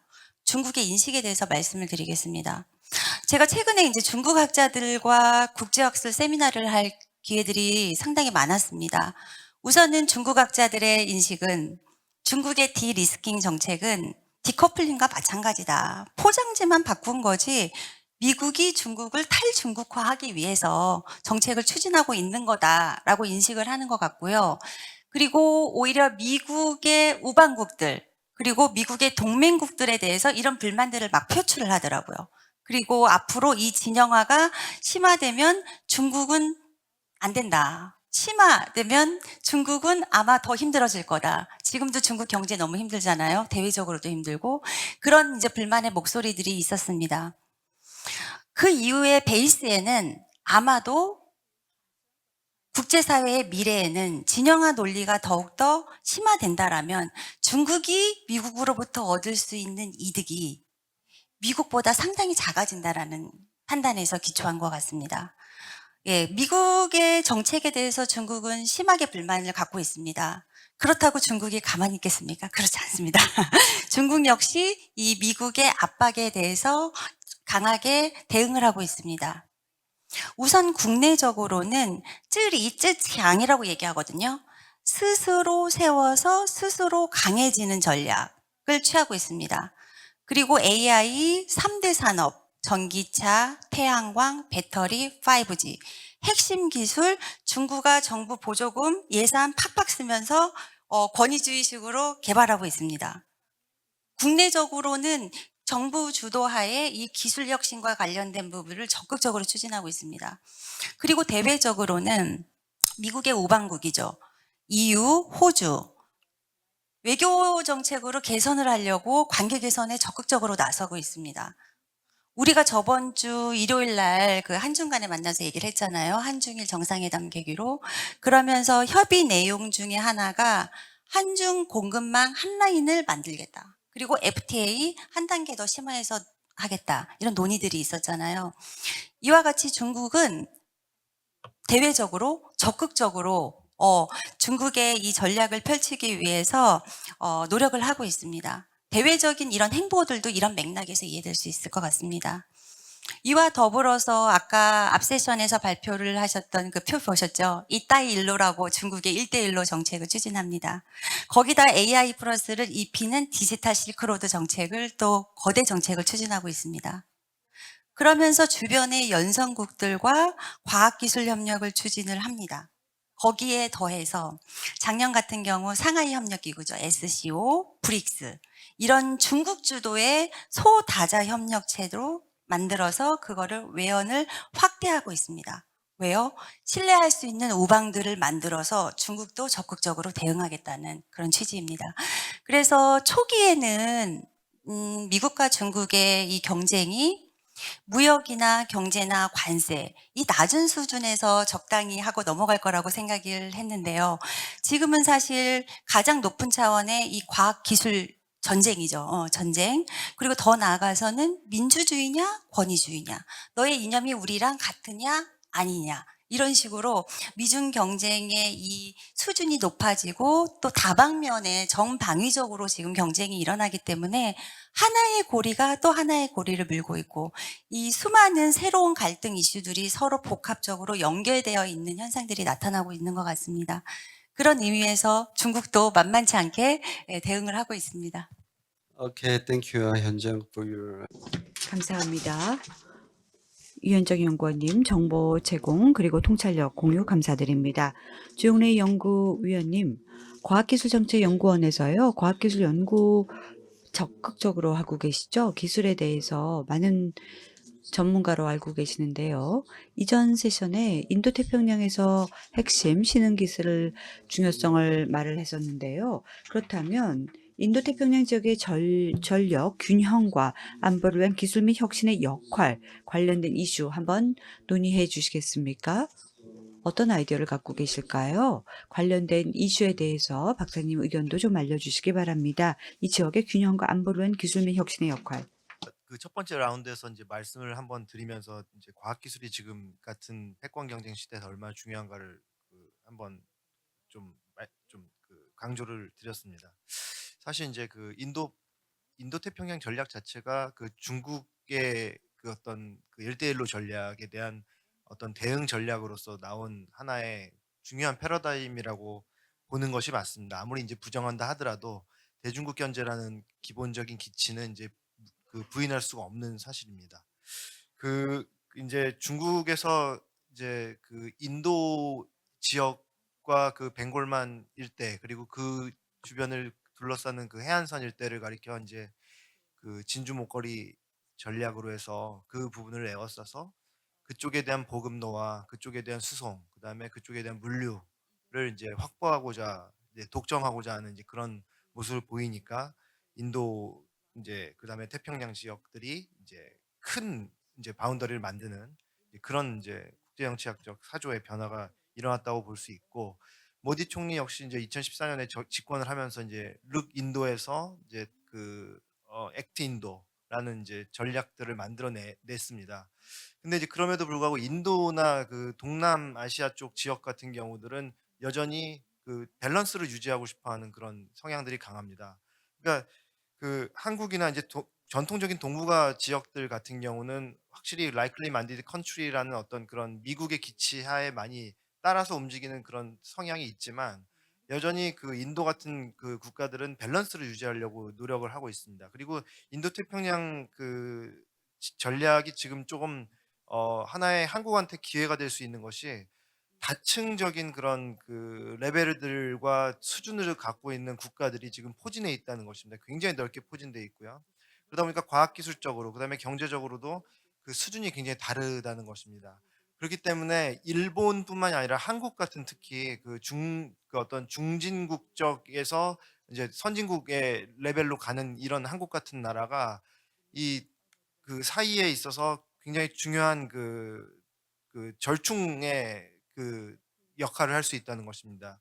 사실 최근에 그 이제 오커스에 이제 일본이 이제 가입하는 4월 10일에 이제 그 서밋이 있었는데 그 서밋이 전 굉장히 중요하다고 생각을 합니다. 군사 기술 분야에서의 첨단 기술이 얼마나 중요한지를 알 수 있는 것이고 그렇기 때문에 일본과 한국을 참여시키는 이제 그런 모습이 나온다는 것이죠. 이런 견지에서 봤을 때 지금 제일 좀 우려가 되는 것은 이런 파워 밸런스 사이에 있어서 likely minded country들을 중심으로 해서 진영들을 중심으로 하는 그 어떤 부침 현상이 나타날 수 있다는 것입니다. 옛날 같은 경우는 개별 국가들이 물론 미소라는 진영은 있었지만 개별 국가들이 이제 테크놀로지 컴피티션 레이스로 가는 그런 모습이었다가 지금은 어느 쪽 동맹 체제에 들어가 있느냐에 따라서 그 동맹 체제끼리의 레이스가 일어나고 있는 그런 모습이 좀 우려가 됩니다. 그럼에도 불구하고 이제 희망적인 부분 중에 하나는 최근에 이제 한중일 그 서밋이었죠. 한중일 서밋에서 지금 유현정 박사님 말씀하신 그런 내용도 나왔고요. 그다음에 인도가 자체적으로 지금 처음에 말씀드린 대로 워낙 밸런스를 유지하려는 그런 성향들을 많이 보이고 있고 다른 나라들도 그런 그 가치에 대해서는 굉장히 옹호를 하고 있는 그런 입장이기 때문에 어떻게 보면 한국이나 일본 같은 이제 또 호주도 마찬가지입니다. 이런 나라들이 첨단 기술에 관련된 그 코어퍼레이션을 하면서도 한편에서는 내부적으로는 컴피티션을 하는 코피티션의 그런 그 성향들이나 전략들이 앞으로는 당분간 나타날 것 같습니다. 그럼에도 불구하고 최근에 협의체들의 모습, 그다음에 정상회담의 그런 변화되는 그런 모습들을 봤을 때 likely minded country라는 그런 기술 패권 아니면 그 패권 경쟁의 그런 모습 못지않게 또 다른 그 희망의 이제 모습도 좀 나타난다는 점에서 좀 저는 조금 낙관적으로 좀 보는 입장입니다. 물론 이제 국제 정치는 현실적으로 봐야 되겠지만 기본적으로 낙관적인 그런 모습들이 나타났다고 한다는 점에서 최근에 오커스 회의라든지 아니면 한중일 한일중 그 서밋 같은 경우 굉장히 의미가 있다고 생각을 합니다. 이상입니다. Okay, Yongnae, thank you very much. And 네, 조용래 연구원님 감사드립니다.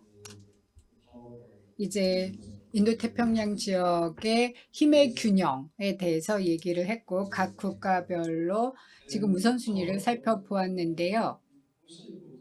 또 하나 중요한 것이 협업을 증진시키는 것입니다. 인도태평양 지역 국가들 사이에 협업이 증진되어야 할 텐데요. 각 국가들이 이제 지속 가능하고 안정적인 안보를 확보해야 할 것이며 동시에 각 국가들이 기술 혁신 역량 강화에 또 기여를 해야 합니다. 그렇게 하기 위해서 이 지역 내에 또 리스크를 완화시키기 위한 노력이 필요할 것입니다. 제가 마지막으로 드리고 싶은 질문 세 번째 라운드로 넘어가도록 하겠습니다. 즉 국가 간의 지역 내에 국가 간의 협력이 과연 가능한가? 가능하다면 어떤 방향으로 진화할 것인가? 라는 질문을 드려보겠습니다. 한국 정부에게 또 조언을 해주신다면 어떤 제언을 해주실 수 있을까요? 앞으로 이 지역 내의 협력을 증진시키기 위해서 한국 정부가 어떤 역할을 할 수 있을까요? 또 마지막 질문은 이경림 담당관님께 먼저 드리도록 하겠습니다. 이 담당관님께서 먼저 가셔야 되기 때문에요. 네.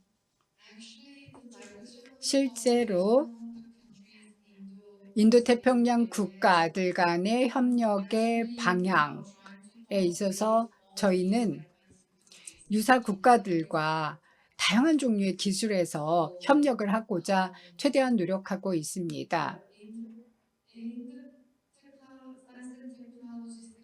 과학기술 분야에 있어서 탑다운 방식의 정책은 별로 효과적이지 못합니다. 왜냐하면 과학자들은 버텀업 방식으로 협업하는 것을 선호하기 때문입니다. 그 과학 기술 연구를 통해서 상호 혜택을 줄 수 있는 주제를 스스로 발견하기를 원합니다. 정부 측에서는 다양한 종류의 협력과 테크놀로지 부분에 있어서 유사 국가들과 협업을 추진하고 있고 특히 인도태평양 지역 내에서의 협력을 추진하고 있다. 첫 번째 질문에 대해서는 그렇게 답변을 드리고요. 두 번째 질문에 있어서는 다른 패널 분들의 의견을 듣고자 합니다. 네, 감사합니다. 이경님 담당관님, 다른 패널 분들께서 한국 정부의 역할에 대해서 조언을 해주시면 좋을 것 같은데요. 마커스 국장님,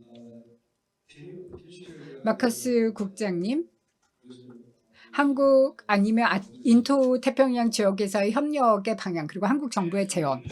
네, 답변 드리겠습니다. 질문해 주셔서 감사드립니다. 국가 간 협력 방향 답변 드리겠습니다. 좀 광범위하게 먼저 답변을 드리겠습니다. 가장 중요한 협력은 좀 더 안전한 협력을 가능토록 하는 것입니다. 즉 기술 공유와 관련돼서 정보도 공유하고 또 서로 타협하는 거, 컴프로마이즈하고는 해를 끼치지 않고 안전하게 협력을 하는 겁니다. 조금 전에 과학적 연구라는 그 특징이 뭔가 오픈 앤 프리, 즉 자유롭고 개방되게 실질적으로 실용적으로 교환을 하는 겁니다. 그런데 경쟁의 성격을 한번 보시고요. 또 관련된 국가들의 성격을 한번 보시기 바랍니다. 조금 전에 조용래 박사님도 말씀을 했는데요. 특징이 있죠. 그래서 제가 한국 정부에게 강력하게 권고를 해보겠습니다. 기술 안보와 관련된 겁니다. 첫째, 한국의 인도태평양 경제안보 네트워크 구축 전략 9개 측을 한번 봐주시기 바랍니다. 여기 보시면은요. 굉장히 다양한 게 많은데 조기경보 시스템과 주요 산업 그리고 분목의 탄력적 공급망도 있지만 이것으로 충분하지 않습니다. 지자권도 보호하고 기술 개발을 하는 데 있어서 여러 가지 혁신의 필수적인 아이디어와 협업하고 교류를 활성화하는 동시에 또 지자권과 기술 개발을 보호하는 이 두 가지가 동시에 이루어져야 됩니다. 그래야지만 성공적으로 협력이 이루어질 수가 있습니다. 유사 국가들, 같은 생각을 하는 국가들이 궁극적으로 힘을 합쳐서 핵심 신흥 기술을 개발할 수가 있습니다. 왜 중요한지 두 가지 말씀을 드려보겠습니다. 첫째, 줄리아 부 박사님 그리고 또 다른 분께서 말씀하셨던 것처럼 심각한 위험이 존재합니다. 중국, 북한, 러시아 보시기 바랍니다. 모두 다 사이버 기술 절도를 포함한 다양한 형태의 스파이 활동을 끊임없이 벌이고 있습니다. 국가 정책과 전략의 기본 요소로 삼고 있다는 것. 기술 절도 기본 요소입니다. 국가 전략에 이건 비밀이 아니잖아요. 이들 국가는 민주주의 사회의 개방성과 신뢰의 특성을 이용하고요. 그러면서 끊임없이 스파이 활동을 합니다. 광범위한 첩보 조직을 갖고 있습니다. 최고 수준의 사이버 첩보 역량을 갖고 있죠. 아니 법을 그냥 아주 빈번하게 위배하죠. 정보기관과 뚜렷한 관계가 없는 타국의 연구원도 활용하고요. 정말 말도 안 되죠. 그 외에도요. 타국과 연구원들을 마구 고용해서 여러 가지 인텔리전스를 막 얻고 있습니다. 그래서 정보를 끊임없이 악착같이 수집하고 있죠. 그냥 지름길로 가는 것이죠. 기술 개발을 오랫동안 투자를 하는 게 아니라 지름길을 택하고 있습니다. 훔칠 수 있는데 왜 투자해? 이렇게 생각하는 거죠. 그래서 대한민국이나 미국 뭐 이런 같은 생각을 가진 파트너들이 서로 공유하고 있는 법, 규범, 가치 이런 거 아주 노골적으로 위배해 버립니다. 그래서 약점을 파악해서 대응책을 개발하고 있는 이 북한 같은 국가들 그러면은 그럼에도 불구하고 우리는 왜 투자를 해야 될까? 위협을 극복하려면 공급망의 무결성을 개선하고 최고의 보안 표준을 보장을 해야 되고 그리고 나아가서 이렇게 노력을 하면서 분명히 우리는 협력을 한다면 모든 걸 가능할 겁니다. 궁극적으로 여러분들 여러 가지 이슈를 보세요. 기술 연구팀들을 보면 뭐 국제적으로 협력을 한다든지 공동 제작을 한다든지 이럴 때 가장 중요한 것은요. 취약한 연계고리가 있으면 안 됩니다. 강력한 협력 고리가 있어야 됩니다. 왜 중요하냐? 첫째, 제가 첫째 이유 말씀드리고 둘째, 한국은 절대로 약한 고리 갖고 있지 않습니다. 한국은 경쟁력도 갖고 있고 또 파트너로서 정말 매력적인 국가입니다. 또 한국은 기술 보호 능력에 정말 흠잡을 데 없는 평판을 갖고 있습니다. 한국이 기술을 뭐 훔쳐간 그런 것도 없고 정말 명성이 좋잖아요. 옳든 그르든 한국 기술 보호 능력도 정말 좋지만 그럼에도 불구하고 우려가 있어 왔습니다. 뭐 제가 이런 사건들을 다 언급하지는 않겠지만 여러분들 아시죠? 한국 기술 보호에 있어서 허점들이 그동안 몇 개 있었다는 것은요. 개인적으로 뭐 그런 사건은 과거 일이라고 생각하지만요. 한국이 특히 매력적인 표적이 되는 것 의심의 여지가 없습니다. 그래서 뭐 예를 들어서 러시아를 위해서 북한을 위해서 뭐 이런 국가들 뭐 기술적이 됐던 혹은 경제적인 인텔리전스가 됐던 모두 다 조심을 해야 됩니다. 그래서 뭐 민간 투자가들이 수익을 올리기 위해서 투자 대비 수익을 얻기 위해서 한다든지 아니면 뭐 예를 들어서 적이 악용을 하려고 한다든지 혹은 군사 응용 기술에 대한 보호에 대한 우려가 있다든지 한국은요 자국 기술 보호하기 위해서 좀 더 강력하게 조치를 취해야 됩니다. 그러니까 한국의 기술은 물론 타국가의 기술 보호를 위해서 적극적으로 나서야 됩니다. 이게 제 제안입니다. 제가 감히 한국 정부에게 두 가지 제안을 드렸습니다. 그 외에도요, 뭐 우리가 다뤘던 모든 내용들이 다 한국에도 도움이 될 거라 생각합니다. 감사합니다. 마이크로스 네, 마커스 국장님 감사드립니다. 한국 정부가 이제 기술 보호와 안보의 역할의 중요성에 대해서 말씀을 해주셨는데요. 한국 정부의 대표로 자리를 해주셨고요. 또 이러한 측면에서 표준이라든지 규제를 강화를 해서 기술 보호를 제대로 하기 위한 노력이 필요할 것 같습니다. 피아 연구원님. 네. 협력의 방향과 관련해서 중견국들의 역할이 중요하다고 생각이 듭니다. 중견국 간의 소다자주의, 연대를 구축을 할 필요가 있습니다. 호주와 한국 간의 관계에 대해서 제가 지금 현재 연구를 하고 있고 또 핵심 기술 협력에 대해서 연구를 하고 있는데 그 연구 결과가 올해 말에 나올 예정입니다. 호주와 관련해서 호주가 2+2 국방 외교 장관에 있어서 한국과 유일하게 미국을 제외하고 하고 있는 국가 중에 하나고요. 그리고 또 멜번에서 5월에서 그러한 회의가 열리기도 했습니다.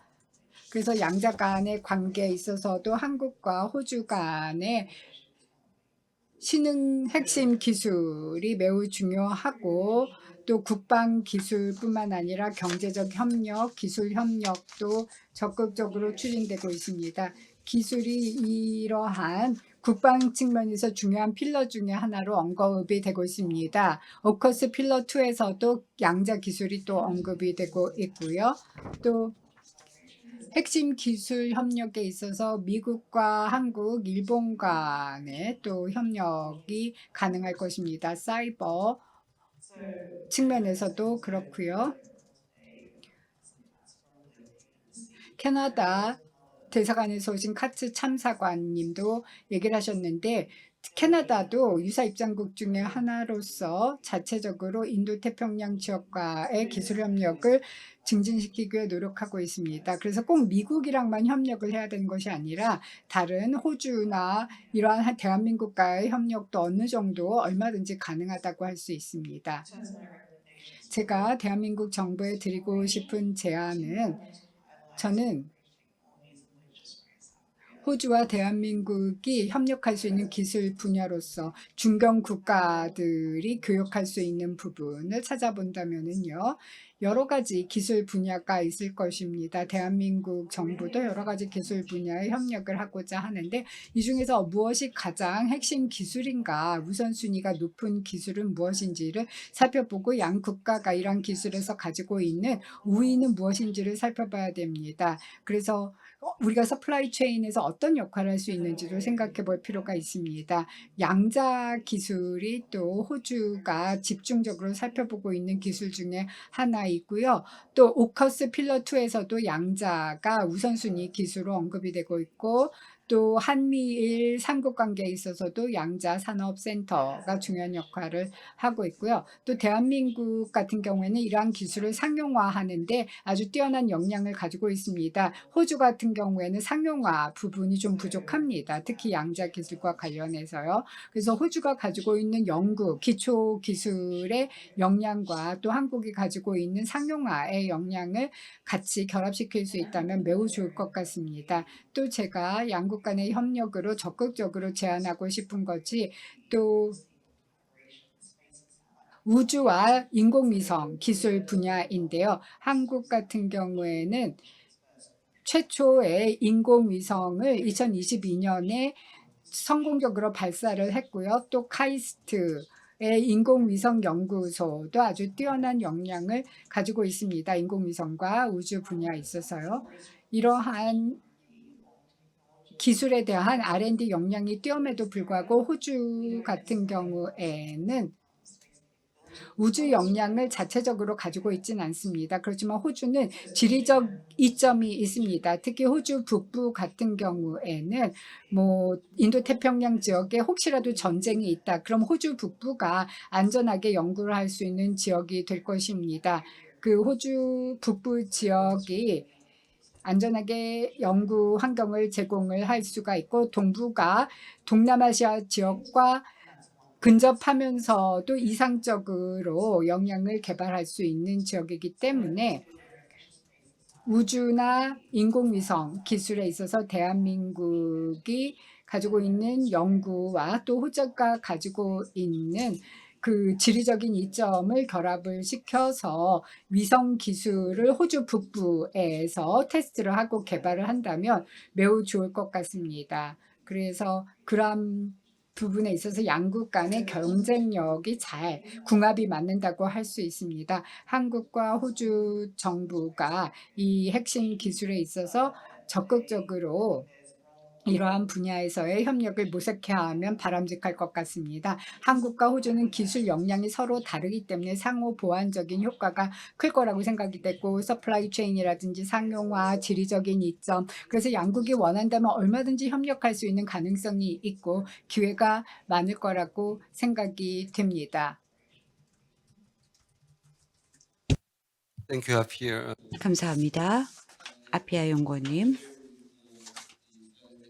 네, 과학기술 공동위원회가 호주와 한국 간에 올해 말에 계획되어 있는 것으로 알고 있습니다.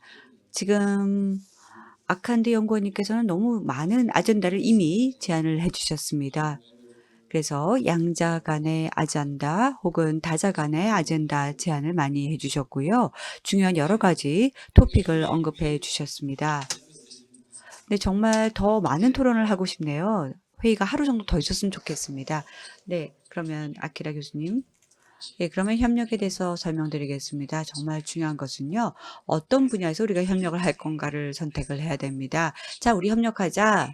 AI 협력하자, 바이오 협력하자, 반도체 협력하자, 양자 협력하자, 모든 거 다 하자. 이거는 말이 안 됩니다.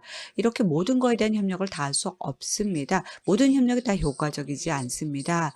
어느 정도는 건전한 경쟁도 하면서 그래야지 혁신이 이루어지죠. 그래서 어떤 분야를 협력하고 어떤 분이 조율, 코디네이트, 어떤 부분은 건전한 경쟁을 할 것인가 구분을 해야 됩니다. 그래서 제가 3가지 권고드리겠습니다. 첫째, 정말 중요한 것은요. 지속적으로 소다자주의 형식의 디스커션, 토론을 해야 됩니다. 그래서 가장 중요한 것은 우리가 어떻게 인게이지 참여를 할 것인가, 기술 보호 참여를 어떻게 할 것인가. 왜? 컨센서스가 있습니다. 기술을 보호해야지만 더 이상 불법적인 기술 이전이 있거나 혹은 핵심 신흥 기술이 위배되지 않는구나라는 안도감이 있어야 될 겁니다. 유사한 생각을 하고 있는 국가들이요. 한 단계 더 나가서 해야 되겠죠. 미국은 분명히 이렇게 할 겁니다. 기술 보호 외에도 하나 더 원한다. 기술을 특정 부분에 있어서는 좀 조율을 하자. 왜냐하면 기술 선진화가 아주 빠르게 달려가거나 아니면 적을 좀 속도를 내지 못하게 막는 거죠. 2가지 중에 하나를 해야 됩니다. 그래서 제 생각에는요. 분명히 아웃바운드 투자, 즉 한국도 외국에 투자를 하는 거에 대해서 신중하게 하셔야 됩니다. 뭐 그렇다고 해서 뭐 투자를 타국가에 대해 제한하라는 뜻은 절대로 아닙니다. 그거는 정부가 개입할 수 없는 거고요. 정부가 개입할 한다는 것 자체가 상상할 수가 없죠. 그렇지만 물론 미국에서 행정명령을 내려면서 뭐 이거 안 돼, 이거 투자를 뭐 기업들 중에서 특정 기술에 대해서 뭐 반도체랄까 AI, 양자 뭐 이런 부분에서 하지 마라고 했죠. 바이오도 이거 안 돼, 뭐 이렇게 행정명령을 통해서 했죠. 이런 국가들도 있습니다. 하지만 정부가 이렇게 개입하지 말고요. 개인 기업들, 죄송합니다. 민간 기업들이 알아서 할 수 있도록 해야 됩니다. 그래서 뭐 중국에서 기업이 활동하고 싶다. 그렇다면 그냥 알아서 하도록 해야 되겠죠. 그다음에 군사적인 차원에서요. 이게 좋은 아이디어가 있습니다. 왜 그럴까요? 경제적인 맥락에서 의미가 있을 것이고 또 인권이라는 측면, 인간의 존엄성, 가치라는 측면에서 기업들에게 놔두는 것이 좋을 겁니다. 일본과 한국 같은 유사한 생각을 갖고 있는 국가들은요. 아직까지는 손을 잡고 미국이 제안하는데 그래 우리 같이 가자. 중국을 억제하기 위해서 우리 같이 뭐 수출 통제하고 수출 스크리닝하고 있는 툴들 다 쓰자. 우리 손잡고 같이 갈게. 이렇게 할 자세는 안 돼 있습니다. 아직까지는요. 그래서 미국은요. 어느 정도까지 규제를 지금 집중적으로 할 것인가. 그리고 한국, 일본, 호주 그리고 EU나 영국이 어느 정도까지 우리 미국에 따라올래 지금 토론 중입니다. 얼마만큼 할 것인가. 그렇지만 가장 중요한 건 어느 정도 레드라인을 만들어야 됩니다. 예를 들어서 우리 입장에서는 여기까지 갈 거야. 그 이상은 우리 가는 게 좀 그래. 이렇게 선언을 해야 됩니다. 2번째, 조기 경보 시스템. 아까 누군가가 다른 사람이 언급했던 것 같은데요. 제가 이 조기 경보라는 아이디어를 들었을 때 굉장히 감동을 받았습니다. 이건 와 진짜 환상의 아이디어다. 아, 내가 이걸 몰랐네. 한국 정부가 조기 경보를 하는 건가? 이거 진짜 세계에서 최초로 하는 거네. 이거 진짜 너무 좋겠다. 공급망의 회복력을 위해서 너무나 좋은 아이디어를 갖고 있네 생각을 했는데요. 잘 생각해 보세요. 이게 어떻게 기능이 되는죠? 굉장히 복잡할 것 같아요. 독자적인 정보를 공급망 와해와 또 붕괴를 위해서 만약에 한다라고 한다면 정부가 한다라고 한다면 이거는 모니터링하고요. 개입을 하는 겁니다. 어떤 특정 머티리얼에 대해서 공급망이 제대로 이루어지지 못하고 막 디스럽션이 와해가 있었다. 그렇다면은 굉장히 비싸게 밖에 사야 된다. 돈을 많이 투자해야 된다. 그렇다면은 절대로 이 중요한 정보를 타인에게 정보 공유 안 하겠죠. 그래서 효과적으로 잘 작동되도록 하기 위해서는 어렵습니다. 그렇지만 모든 사람을 위해서 모든 유사 국가들을 위해서 해야 된다라고 한다면 어느 정도 정보 공유도 필요합니다. 마지막 이 스테피가 추진하는 프로젝트 모든 것들을 특히 핵심 신흥 기술을 어디에다가 지원할 것인가 우선순위를 매기자라는 이 프로젝트는 너무나 중요한 프로젝트입니다. 왜? 일본 정부가 아직도 이거 어떻게 해야 되지 고민하고 있습니다. 아마 미국도 당연히 고민하고 있습니다. 이거 어떻게 해야 되지? 어떻게 평가하고 어떤 핵심 신흥 기술이 중요하고 어디다가 먼저 개발을 할지 지원을 할지 우선순위 매기는 거 이거 어떻게 해야지? 근데 한국은 벌써 스테피를 통해서 하고 있다고 정말 너무 좋습니다. 너무 잘하고 있는 거고요. 만약 한국에서 성공을 거둔다면 다른 국가들도 답습하고 싶어 하는 겁니다. 아키라 교수님 감사드립니다. 대한민국에 대한 제안 그리고 또 한국과 일본 간의 정부 차원의 협력의 기회가 좀 더 많이 열려졌으면 합니다. 그리고 아키라 교수님 저희 스테피 프로젝트에 대한 제안도 감사드립니다. 또 유현정 연구위원님과 조영래 연구위원님 네, 죄송하지만 발언 시간을 2분 안으로 좀 줄여주시기 바랍니다. 이게 정부의 정책을 좀 고민하는 곳에 일을 하고 있습니다. 정책연구원에 있는데요. 오늘 제가 오히려 이 미중 경쟁을 보는 각도 여러 다방면에 공부가 많이 돼서 돌아가는 느낌이 들고요. 대부분 이제 주신 말씀은 우리 정책을 만드는 데 상당히 도움이 될 것 같고요. 제가 이제 두 가지 말씀을 드리고 싶은 포인트는 첫 번째, 이게 미중 경쟁의 좌표에 따라서 계속 갈등이 고조되고 갈등이 떨어지고 협력이 되고 이 수위를 왔다 갔다 한다는 거죠. 그러면 우리가 미중 경쟁의 이 수위가 어느 정도인지를 함께 모여서 또 토론을 하는 것도 상당히 유의미하다는 생각이 듭니다. 예전에는 경중안미라는 표현을 썼습니다. 경제는 중국, 안보는 미국. 하지만 지금은 이 경중안보라는 담론이 타임 시간을 갖고 있지 않는 것 같습니다. 그래서 같이 모여서 경제 안보에 대해서 함께 논의하는 장이 상당히 필요할 것 같고요. 마지막으로 이제 중국과 러시아 리스크입니다. 기술 공급망 진영화가 이제 점점 더 심화될 거 아니에요. 그러면 우리가 이렇게 모여서 협력의 장에서 이야기하는 것도 중요하지만 또 그 반대편에서 가지고 올 어떤 대응, 압박 뭐 이런 거에 대해서도 우리가 외교적으로 또 정책적으로 논리를 만들고 원칙을 정해서 일관된 정책을 할 수 있도록 사전에 대비책을 마련하는 것도 상당히 또 놓치지면 안 될 그런 부분이라고 생각합니다. 네, 이상입니다. 2분 마쳤습니까? Thank you so much. 예, 주민님, 예, 그, 저기 보통 이제 새 정부가 들어와서 국정과제가 만들어지면은 그게 그 정부 입장에서는 정책 추진의 하나의 매뉴얼이 될 수 있고요. 저희 같은 정책 연구자들한테는 또 그게 정책 연구를 위한 하나의 또 좋은 가이드라인이 되기 때문에 저희가 연구를 하다가 또 그 내용을 계속 다시 들여다보곤 합니다. 지금 EWS 얘기가 이제 계속 이제 좀 그 패널리스트들한테 나오고 있는데 EWS를 실현하기 위한 중요한 핵심 구동체가 되는 것은 Emerging Security Council입니다. 그러니까 신흥안보위원회죠. 이것도 국정과제에 있습니다.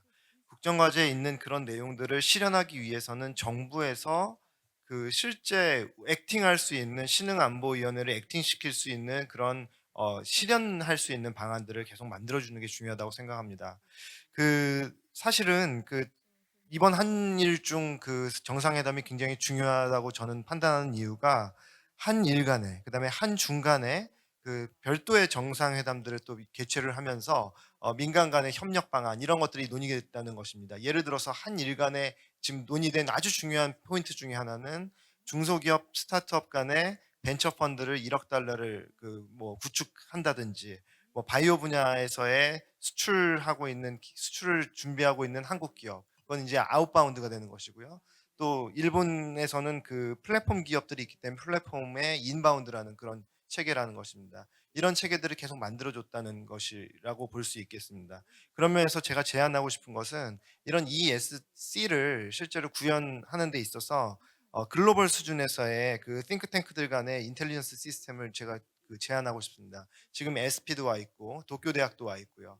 여러 지금 그 전 세계에 있는 중요한 띵크탱크들이 지금 와 있습니다. 이 띵크탱크들하고 그 일종의 서로 그 정부에서 좀 정치적인 고려나 여러 가지 이유 때문에 하지 못하는 그런 작업들을 민간 띵크탱크들이 같이 함께 협력할 수 있는 그런 좀 자유로운 분위기가 좀 있다는 것입니다. 연구자들이 때문에요.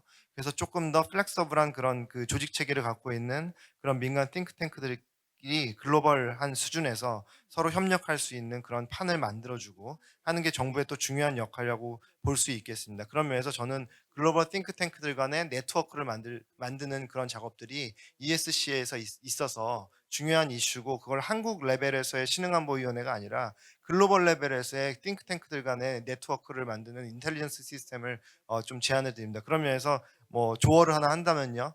글로벌 TNT라고 할 수 있겠습니다. 띵크탱크 네트워크니까요. 그래서 글로벌 띵크탱크 네트워크로 해서 언제 터질지 모르는 이런 지식의 그런 흐름들을 만들어내는 글로벌 TNT가 인텔리전스 시스템이자 글로벌 ESC로서 작동할 수 있도록 정부에서 많은 좀 도움을 주시면 감사하겠습니다. 이상입니다.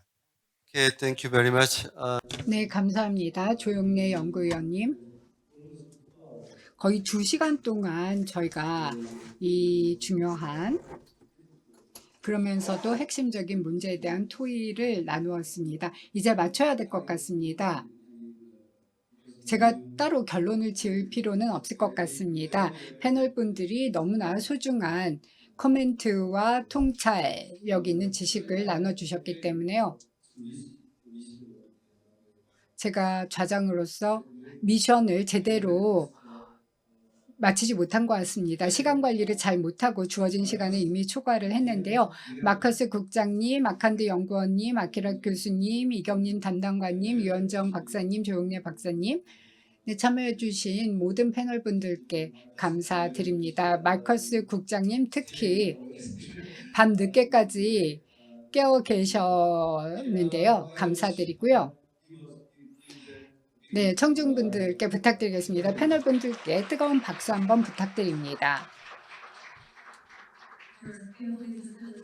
네, 차장님 훌륭하게 진행을 해주셔서 감사드리고 패널분들의 훌륭한 의견 감사드립니다. 이분들께 다시 한번 뜨거운 박수 부탁드립니다. 네, 내외 기빈 여러분, 이것으로 2024년 스태피 글로벌 심포지움의 모든 순서를 마쳤습니다. 스태피를 대표해서 여러분 모두에게 진심으로 감사의 말씀을 드리겠습니다. 온라인으로 오프라인으로 참여해 주셔서 오늘 글로벌 심포지움을 성공적으로 진행할 수 있도록 해주셔서 감사드립니다. 내년에 더 훌륭한 연사분들과 또 훌륭한 프로그램으로 다시 찾아뵙도록 하겠습니다. 감사합니다.